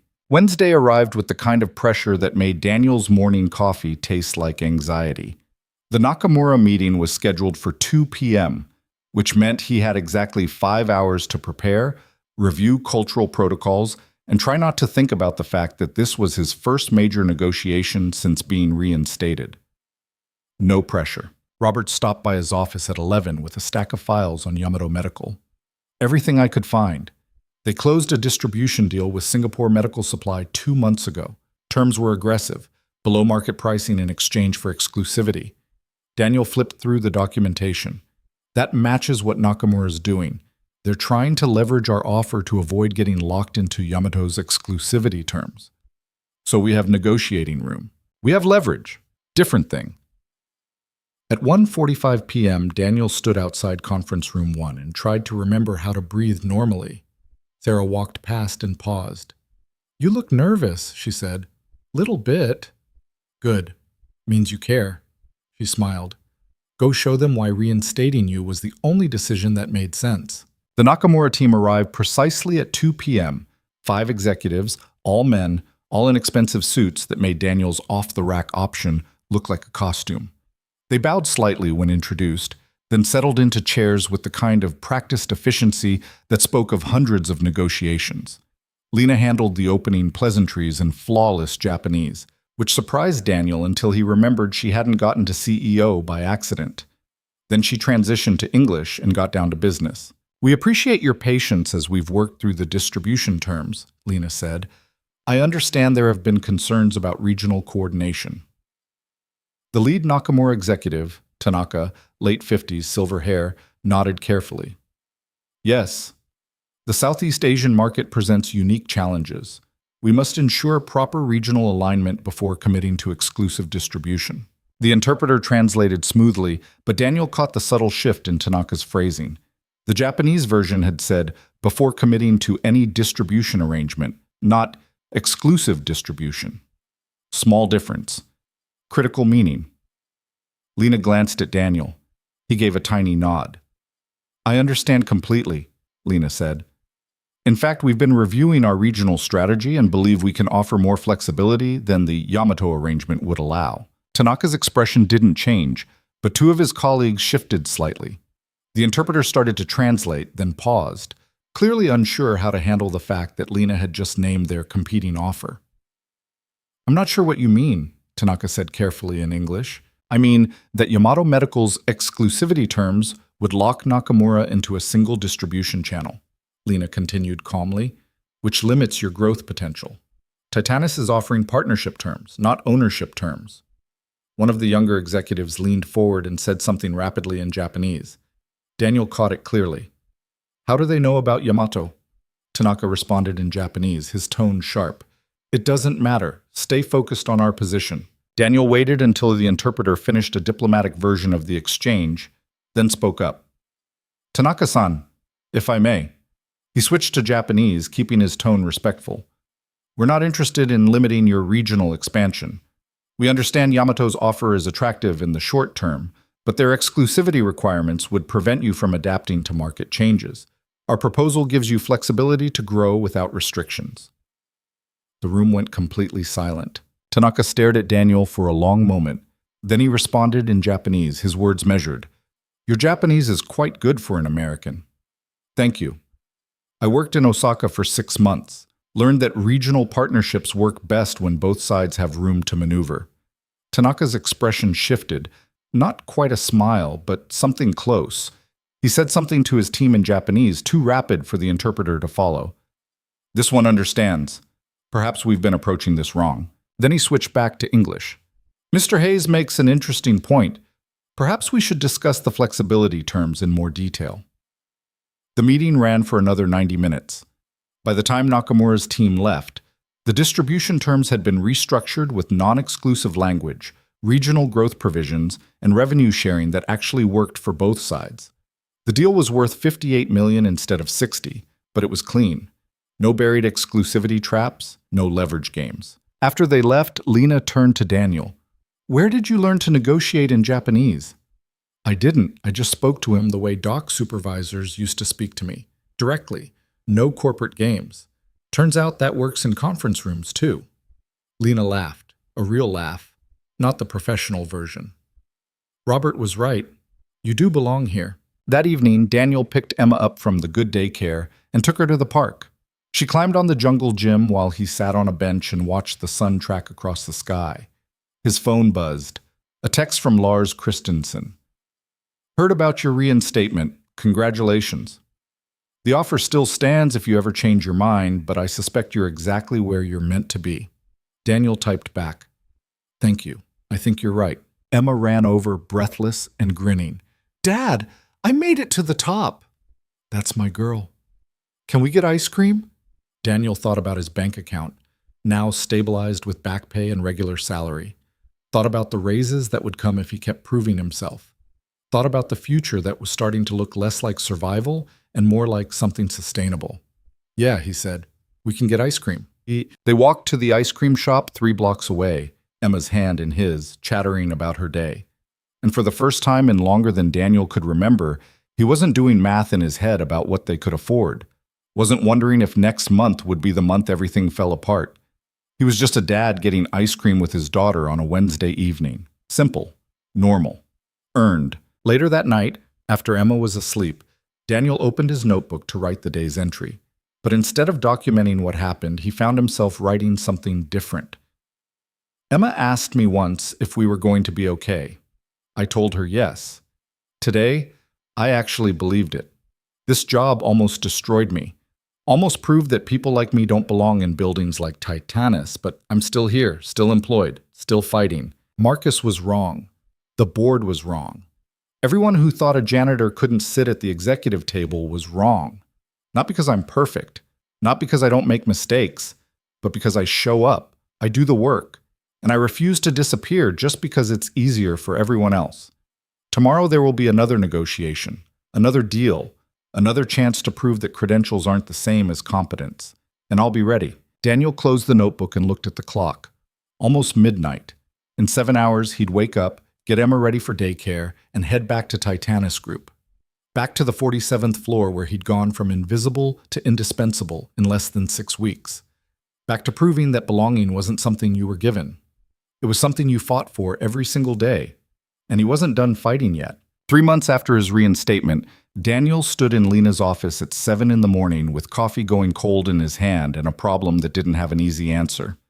"The Varelli Consortium wants you specifically," Lena said, sliding a folder across her desk. "They're renegotiating terms on the original contract, and they refuse to proceed without you in the room." Daniel opened the folder. The deal had grown. What started as $300 million was now approaching $500 million with expanded operations across 6 countries. "When?" "Friday. Rome." "That's 3 days." "I'm aware." Lena leaned back in her chair. "They made it clear that your presence is non-negotiable. After what happened with Christensen and Nakamura, word got around that Titanis has someone who actually understands what's being said instead of what people want heard." Daniel thought about Emma, about the careful routine they'd finally built: breakfast together, daycare drop-off, evening pickup, dinner at the table where she told him about her day. 3 days in Rome meant disrupting all of that. "I'll need to arrange childcare," he said. "Company will cover it. Full support services, whatever you need." Lena's expression softened slightly. "I know asking you to travel internationally is complicated with Emma. If this doesn't work—" "It works," Daniel cut in. "I'll make it work." But later that afternoon, sitting in his apartment while Emma built towers with blocks, Daniel wasn't sure he believed his own words. Mrs. Chen could watch Emma overnight, but 3 days felt different. 3 days meant Emma going to bed without him there. Meant missing bedtime stories and morning pancakes and all the small routines that made her feel safe. "Dad, you're not watching," Emma said, pointing at her tower. "Sorry, sweetheart. That's really tall." "The tallest." She added another block carefully. "Are you going away?" Daniel's chest tightened. "I might have to travel for work. Just a few days." Emma's face fell. "How many days?" 3, maybe 4. That's a lot of sleeps." "I know." Daniel knelt down beside her. "But Mrs. Chen would stay with you, and I'd call every night before bed." Emma was quiet, her small hands arranging blocks with careful precision. Finally, she looked up at him. "Is it important? The work?" "Yeah, it's important." "Then you should go." She said it with the same serious tone she used when explaining why vegetables were necessary. "Important things are worth missing sleeps for." Daniel hugged her, breathing in strawberry shampoo and childhood courage. "When did you get so smart?" "I was always smart," Emma said matter-of-factly. "You just finally noticed." Friday morning arrived gray and cold. Daniel's flight left at 9 a.m., which meant leaving the apartment at 6 to make it through security. Emma was still half asleep when he kissed her forehead, mumbling something about rabbits before rolling over. Mrs. Chen arrived at 5:45 with an overnight bag and a determined expression. "Don't worry about Emma. We'll have a good time. You go do important work." "Thank you." "Really?" "You are a good father, Daniel. Good man. Emma knows this. She'll be fine." The flight to Rome was long and gave Daniel too much time to think. He reviewed contracts, studied background files on the Varelli executives, and tried not to calculate how many hours until he could call Emma before bedtime. Lena was already at the hotel when he arrived, working through emails in the lobby bar with the focus of someone who'd long ago stopped noticing jet lag. "You look tired," she said when Daniel sat down. 8-hour flight with a layover in London. "Get some sleep. Meetings tomorrow at 10 a.m. Varelli's team is bringing their full executive board, 12 people, half of them from regional offices. This is going to be intense." Daniel ordered coffee he didn't need and stared out at Roman streets he was too exhausted to appreciate. "Why'd they specifically request me?" "Because you're the only person they trust to tell them what's actually being said." Lena closed her laptop. "Hayes, you realize what you've become, right? In 3 months, you've gone from controversial hire to the person international clients specifically request. That's not luck." "Feels like luck." "It's not." Lena's expression was serious. "It's skill that most people don't have and can't fake. Don't diminish that." The meeting the next morning took place in a conference room overlooking the Colosseum, which felt almost aggressively symbolic. The Varelli Consortium arrived with exactly 12 executives, just as Lena had predicted, representing operations from Italy, Spain, Germany, Belgium, and 2 regional offices Daniel didn't immediately recognize: The lead executive was the same silver-haired man from the original negotiation, Antonio Varelli, patriarch of the family business, 72 years old and still sharp enough to negotiate circles around most people. "Mr. Hayes," Antonio said in Italian, his handshake firm. "I'm pleased you could join us. The last time we met, you saved us from making a very expensive mistake." "Just doing my job," Daniel replied in Italian. "Your job is apparently reading minds." Antonio smiled. "Let's see if you can do it again." The negotiation started simply enough. Expansion terms, revised distribution channels, updated compliance requirements, standard corporate language delivered in professional tones. Then around hour 2, things shifted. One of the Spanish executives started speaking rapidly to his Belgian counterpart in what sounded like French but had Catalan influences. Daniel caught the gist immediately. They were discussing moving certain operations through a Luxembourg subsidiary to avoid Spanish tax implications. The interpreter translated it as coordinating regional logistics. Daniel made a note but didn't interrupt. 20 minutes later, the German representative mentioned something in Swiss German about alternative documentation timelines that the interpreter rendered as flexible reporting structures. Daniel made another note. By hour 3, he had a clear picture. Varelli was trying to restructure the deal through a web of European subsidiaries that would technically comply with regulations while functionally avoiding them. Lena glanced at him during a break. "You're being quiet." "Listening." "What are you hearing?" Daniel showed her his notes. Her expression went cold. When the meeting resumed, Lena let them continue for another 30 minutes. Then she set down her pen with enough force to make everyone look up. "Gentlemen, I think we need to address something directly," she said. "The subsidiary structure you're proposing through Luxembourg and Malta, that's tax avoidance dressed up as operational efficiency." The room went silent. Antonio's expression didn't change. "Ms. Voss, I'm not sure what you mean." "I mean that Mr. Hayes has been listening to your side conversations for the last 3 hours, and the deal you're building in Italian and German doesn't match the deal you're presenting in English." Several executives shifted uncomfortably. The Spanish representative went pale. Antonio looked at Daniel with something that might have been respect. "You understood all of it." "All of it," Daniel confirmed. "Even the Catalan?" "Especially the Catalan." Antonio sat back, studying Daniel with the intensity of someone reassessing an opponent.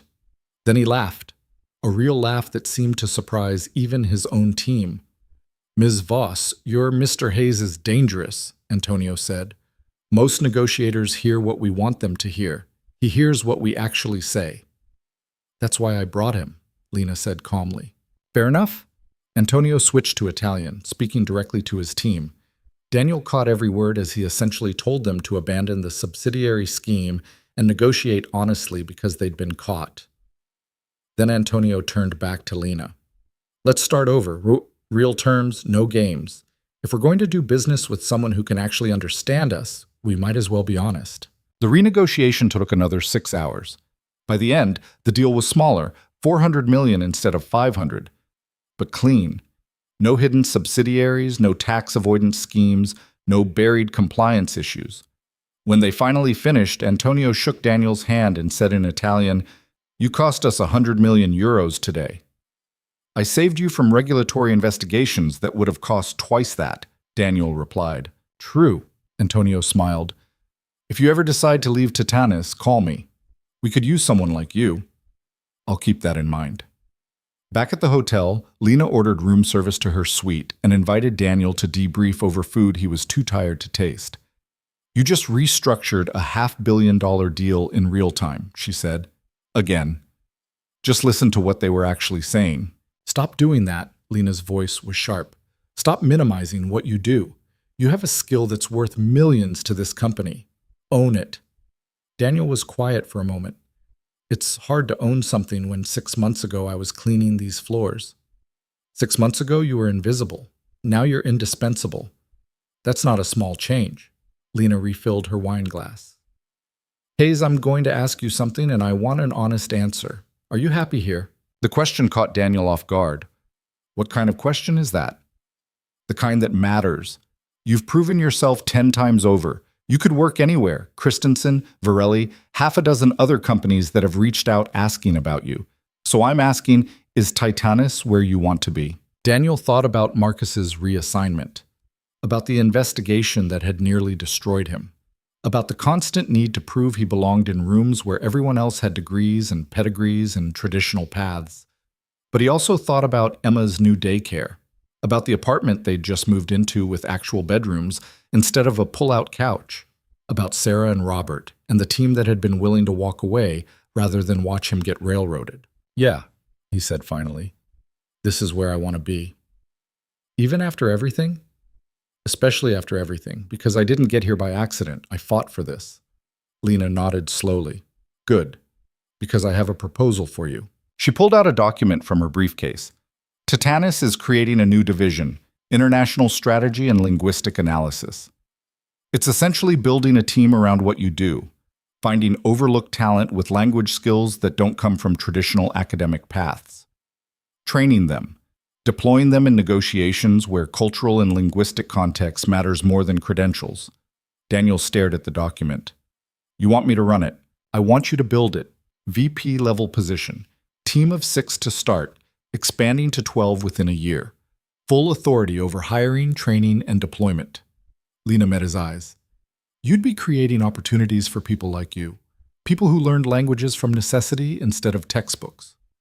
Why me? Because you know exactly what they're capable of. Because you've proven that non-traditional paths can produce extraordinary results. And because, Lena paused, because watching you fight to stay here reminded me why I started this company. It wasn't to build another corporate hierarchy where only certain people get chances. It was to find the best talent regardless of where it came from. Daniel looked at the document, the salary number, the authority, the chance to build something that mattered beyond just his own success. I need to think about it, he said. Take your time. But Hayes, don't think too long. This opportunity won't wait forever. Daniel called Emma that night at 8 p.m. Rome time, which was 2 p.m. in New York. She answered on the second ring, breathless with excitement. Dad, Mrs. Chen took me to the museum. We saw dinosaurs. That sounds amazing, sweetheart. The T-Rex was huge, like so huge. Mrs. Chen said it could eat a car. Probably could. Emma chattered for 15 minutes about dinosaurs and ice cream and how Tyler at daycare finally apologized for knocking down her blocks. Then she went quiet. Dad? Yeah? I miss you, but I'm okay. Mrs. Chen is nice and we're having fun, but I still miss you. Daniel's throat tightened. I miss you too, baby. 2 more sleeps and I'll be home. Promise? Promise. After he hung up, Daniel sat in his hotel room overlooking Rome and thought about Lena's offer. VP level meant more money, more responsibility, more time away from Emma for travel and meetings, and all the demands that came with building something from nothing. But it also meant creating opportunities for people who'd been invisible, people who'd learned languages the hard way and never got chances because they didn't have the right credentials. People like he'd been 6 months ago. His phone buzzed. A text from Sarah. Heard about the Varelli deal. You're becoming legendary. Also heard about Lena's division proposal. Please say yes. We need this. Another from Robert. Whatever Lena offered you, take it. You've earned it 10 times over. And one from Jennifer Park, the young woman who'd stopped by his office months ago. Mr. Hayes, I heard rumors about a new linguistic division. If you're building it, I want to be part of it. People like us need this. People like us. Daniel stared at those 3 words and felt something shift in his chest. He'd spent 6 months proving he belonged. 6 months fighting to keep a job where half the company thought he was unqualified. 6 months showing that credentials weren't the same as competence. But Lena wasn't asking him to keep proving himself. She was asking him to build a place where other people wouldn't have to. The flight back to New York was quieter. Daniel spent most of it drafting notes for the division, what kind of people he'd look for, how he'd structure training, which industries needed linguistic expertise beyond standard interpretation. By the time he landed, he had a rough framework for something that could actually work. Emma was waiting at the apartment with Mrs. Chen when he arrived, and she launched herself at him with the force of a small missile. You came back! I promised, didn't I? Yeah, but still. Emma hugged him tighter. I'm glad you're home. That night, after Emma was asleep, Daniel opened his notebook and found the page where he'd written about belonging being something you fought for. He added a new line. But maybe belonging isn't just about fighting to stay. Maybe it's about building a place where other people don't have to fight as hard. Monday morning, Daniel walked into Lena's office at 8 a.m. with a decision he'd spent the entire weekend making. "I'll do it," he said. "The division. I'll build it." Lena smiled. "Good. I've already got 4 candidates for you to interview. People with language skills from non-traditional backgrounds. One worked in refugee services and speaks Arabic, Somali, and Amharic. Another learned Mandarin and Vietnamese working restaurant jobs in California.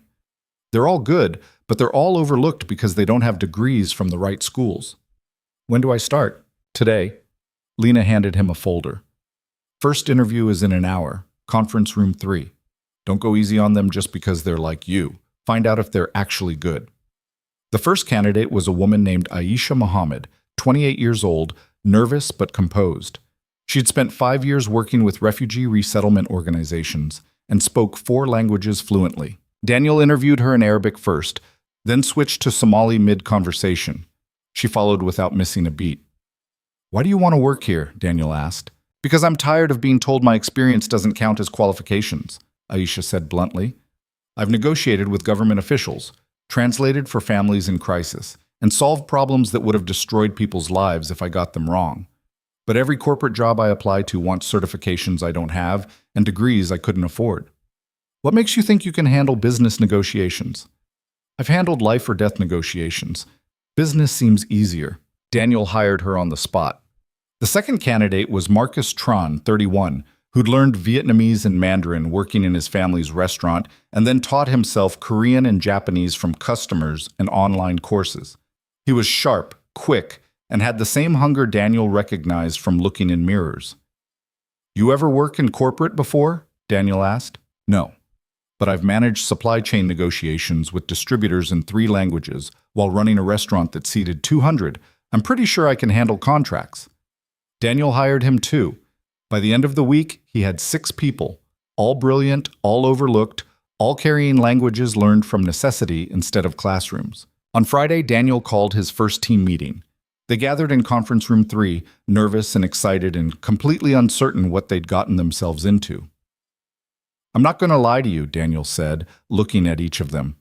"This company almost fired me 3 months ago because people thought someone like me didn't belong here. They thought non-traditional backgrounds meant unqualified. They thought credentials mattered more than competence." He paused, letting that sink in. "They were wrong, and you're here to prove they were wrong. But that means you're going to be held to a higher standard. Every mistake you make, people will use as evidence that this whole division is a mistake. Every success you have, they'll attribute to luck. You're going to have to work twice as hard for half the recognition." Aisha raised her hand. "So why should we do it?" "Because someone needs to." Daniel met her eyes. "Because there are thousands of people like us who learned languages from survival and never got chances. Because corporate America keeps looking for talent in the same places and missing everyone who doesn't fit their narrow definition. And because—" He stopped, feeling the weight of what he was about to say. "Because we're better at this than people who learned from textbooks. We understand context. We hear what's not being said. And that matters." Marcus leaned forward. "What happens if we fail?" "We don't fail," Daniel said simply. "We show up, we do the work, and we prove that overlooked doesn't mean unqualified." The division's first major test came 3 weeks later. A negotiation with a Brazilian conglomerate that had been stalled for months over terms nobody could pin down. Titanis' traditional interpreters had been trying to crack it without success. Daniel brought Aisha and Marcus.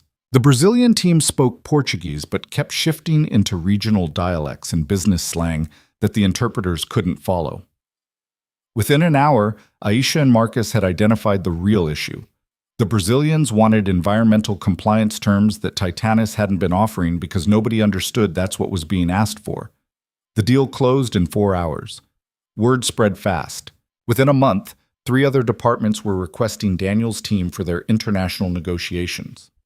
Within 2 months, the division expanded to 8 people. Within 3 months, Titanis was being approached by other companies asking to license their linguistic analysis model. And somewhere in all of that, Daniel stopped wondering if he belonged and started focusing on building something that mattered. 6 months after taking the VP position, Daniel stood in Lena's office for their quarterly review. The division had handled 47 negotiations, closed 39 of them, and saved Titanis an estimated $200 million in avoided compliance issues and bad deals. "You've exceeded every projection," Lena said, reviewing the numbers. "The board wants to expand the division to 15 people by next quarter. We can handle that." "I know you can." Lena closed the report. "Hayes, I want to ask you something. Do you ever regret it, taking this path instead of something simpler?" Daniel thought about that, about the investigation, the suspension, the constant pressure to prove himself, about missing bedtimes and working late, and all the ways this job had complicated his life. But he also thought about Aisha closing her first solo negotiation last week, about Marcus training 2 new hires, about Jennifer Park getting promoted to senior analyst after cracking a Japanese contract nobody else could decode. "No," he said, "I don't regret it." "Good, because I have another proposal." Daniel laughed. "Of course you do. Titanis is opening a London office. We need someone to run international operations for Europe and Asia. It's executive level, significant travel, big salary increase." Lena paused. "And it's yours if you want it." "I have a daughter," Daniel said immediately. "I know. That's why I'm asking instead of telling. If Emma's life is here, I understand. But if you're open to it, Titanis would cover relocation, international schools, full support services. You'd be building something even bigger than what you have now." Daniel looked out the window at the New York skyline, thought about Emma and her school, her friends, the stability they'd finally built. "Can I think about it?" "Take your time. But Hayes, whatever you decide, know that you've already changed this company. The division you built, it's not going anywhere. Even if you leave, it continues. That's legacy." That evening, Daniel picked Emma up from school. She was in first grade now, reading chapter books and solving math problems that made his head hurt, and took her to their favorite diner. "Dad, you look serious," Emma said, drowning her pancakes in syrup with the dedication of someone who'd perfected the ratio. "I need to talk to you about something." "Am I in trouble?" "No, sweetheart, nothing like that." Daniel took a breath. "My job offered me a new position in London." Emma's eyes went wide. "Like England, London?" "Yeah." "Would we move there?" "Only if you wanted to. This is your life too. If you want to stay here with your school and your friends, we stay." Emma was quiet, processing. Then she asked, "Would it be a good job? Important? Really important? Would you be happy?" The question gutted him. "I'd miss New York, but yeah, I think I'd be happy." Emma thought about this seriously, her small face scrunched in concentration. "Can I think about it?" "Of course." They finished dinner and walked home through streets that had become familiar. Emma held his hand and talked about school and how her teacher said she was good at reading. And Daniel realized that whatever they decided, they'd be okay.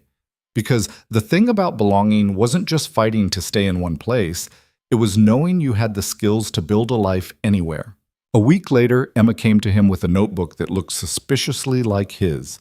She'd written a list in careful first-grade handwriting. Good things about London. New adventure. Dad's important job. Different accent. They have cool castles.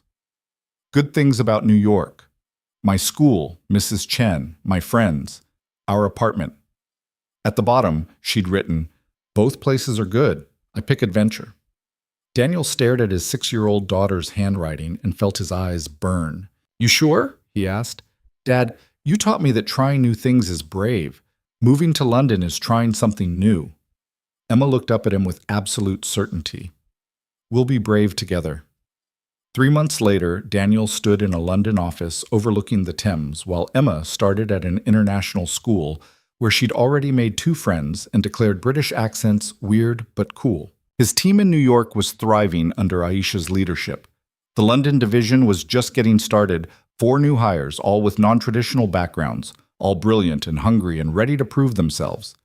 Lena had flown in for the office opening, and she stood beside Daniel watching the city lights come on as evening fell. "Any regrets?" she asked. Ask me in 6 months. Fair, Lena smiled. You know what the board said when I told them you were moving to London? They said you were the best hire they'd ever fought against. I'm not sure that's a compliment. It's the highest compliment they know how to give. Lena turned to face him. Hayes, you went from invisible to indispensable in less than a year. You built a division that's changing how this company thinks about talent, and now you're doing it again in a different country. That's not luck. I know, Daniel said, and for the first time, he actually believed it. That night, after Emma was asleep in their new apartment that still smelled like paint and fresh starts, Daniel opened his notebook and turned to a fresh page. He thought about writing something profound, some great insight about journeys and belonging and proving yourself.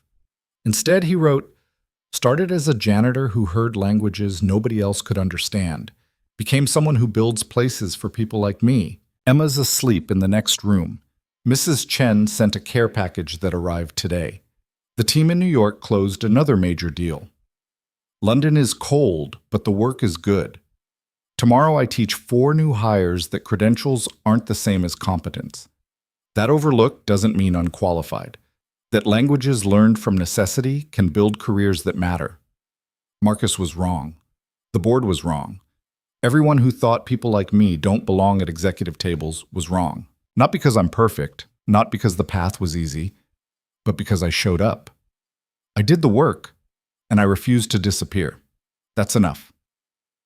Daniel closed the notebook and looked at the stack of language books on his desk. He'd started learning Farsi last month, just because he could. Because the thing about languages was that there was always another one to learn, always another way to understand what people were actually saying beneath what they wanted heard. And somewhere out there, in some other building, in some other city, there was probably another person cleaning floors who spoke languages nobody else recognized. Another person who was invisible but shouldn't be. Another person who just needed someone to notice that overlooked didn't mean unqualified. Daniel couldn't help all of them, but he could help some. And that, he thought, was worth every fight he'd ever had to wage. The next morning, Emma asked if they could explore London on Saturday. Where do you want to go? Daniel asked. The tower with the jewels, and maybe a castle, and definitely someplace with good pancakes. That's a long list. We have time, Emma said confidently. We live here now. And just like that, London wasn't new anymore. It was home. Daniel went to work that morning and taught his first London training session. 4 people with languages learned from necessity. Arabic from refugee camps, Punjabi from family restaurants, Polish from construction sites, Yoruba from community organizing. All of them brilliant, all of them overlooked, all of them ready. You're here because you have skills that matter, Daniel told them. Not because you have degrees from the right schools or certifications from the right programs. You're here because you understand something most people miss, that language isn't just words, it's context, culture, the 1,000 ways people hide meaning in plain sight. He looked at each of them, seeing himself 6 months ago, a year ago, 7 years ago, when he'd been drifting through countries learning languages from survival. The world is going to tell you that you don't belong here, Daniel continued, that people without traditional paths can't succeed at this level. Prove them wrong. Not by being perfect, not by never making mistakes, but by showing up, by doing work that matters, by refusing to be invisible. Aisha spoke up from the back of the room. She'd flown in to help with the London launch. And by building something for the people who come after us. Daniel nodded. That too. After the training session ended, Daniel stood in his London office and looked out at a city he was still learning to navigate. His phone buzzed with messages. Emma's school confirming pickup times. Lena approving budget expansions. Sarah sending updates from New York. Marcus asking about hiring protocols for the next round. Normal work. Important work. Work that mattered. 6 months ago, he'd been standing in a New York lobby wondering if he'd just destroyed his life by declining severance. Now he was building something that would outlast him. That evening, Daniel picked Emma up from school, and they explored London like tourists, the tower, the bridges, a pancake place that Emma declared almost as good as home. Dad, Emma said as they walked along the Thames in the fading light, are you happy here? Daniel thought about that, about the work ahead, the challenges waiting, the constant pressure to prove that non-traditional paths could build traditional success.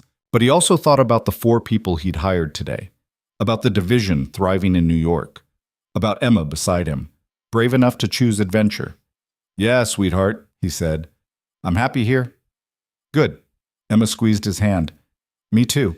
And in that moment, watching his daughter navigate a new city with the confidence of someone who'd learned that belonging wasn't about fitting in, it was about being brave enough to build your own place, Daniel finally understood what he'd been fighting for all along. Not just a job, not just survival, not just proving he belonged, but creating a world where people like him didn't have to fight so hard to be seen, where languages learned from necessity weren't dismissed as inadequate, where invisible people got chances to become indispensable. That was the real work.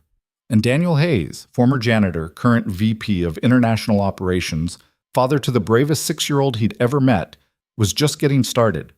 Because the thing about being overlooked was that it taught you to see other people who were being missed. And once you saw them, you couldn't unsee them. You couldn't walk past them. You couldn't let them stay invisible. You had to build something better. And that's exactly what Daniel intended to do. One language at a time, one overlooked person at a time, one negotiation at a time. Until the day when kids like Emma grew up in a world where your path mattered less than your work, where credentials were just one way to prove competence, not the only way, where janitors who understood 9 languages could walk through glass doors and sit at tables where billion-dollar decisions got made, not because they got lucky, but because someone finally noticed they'd been there all along, just waiting for a chance to show what they could do.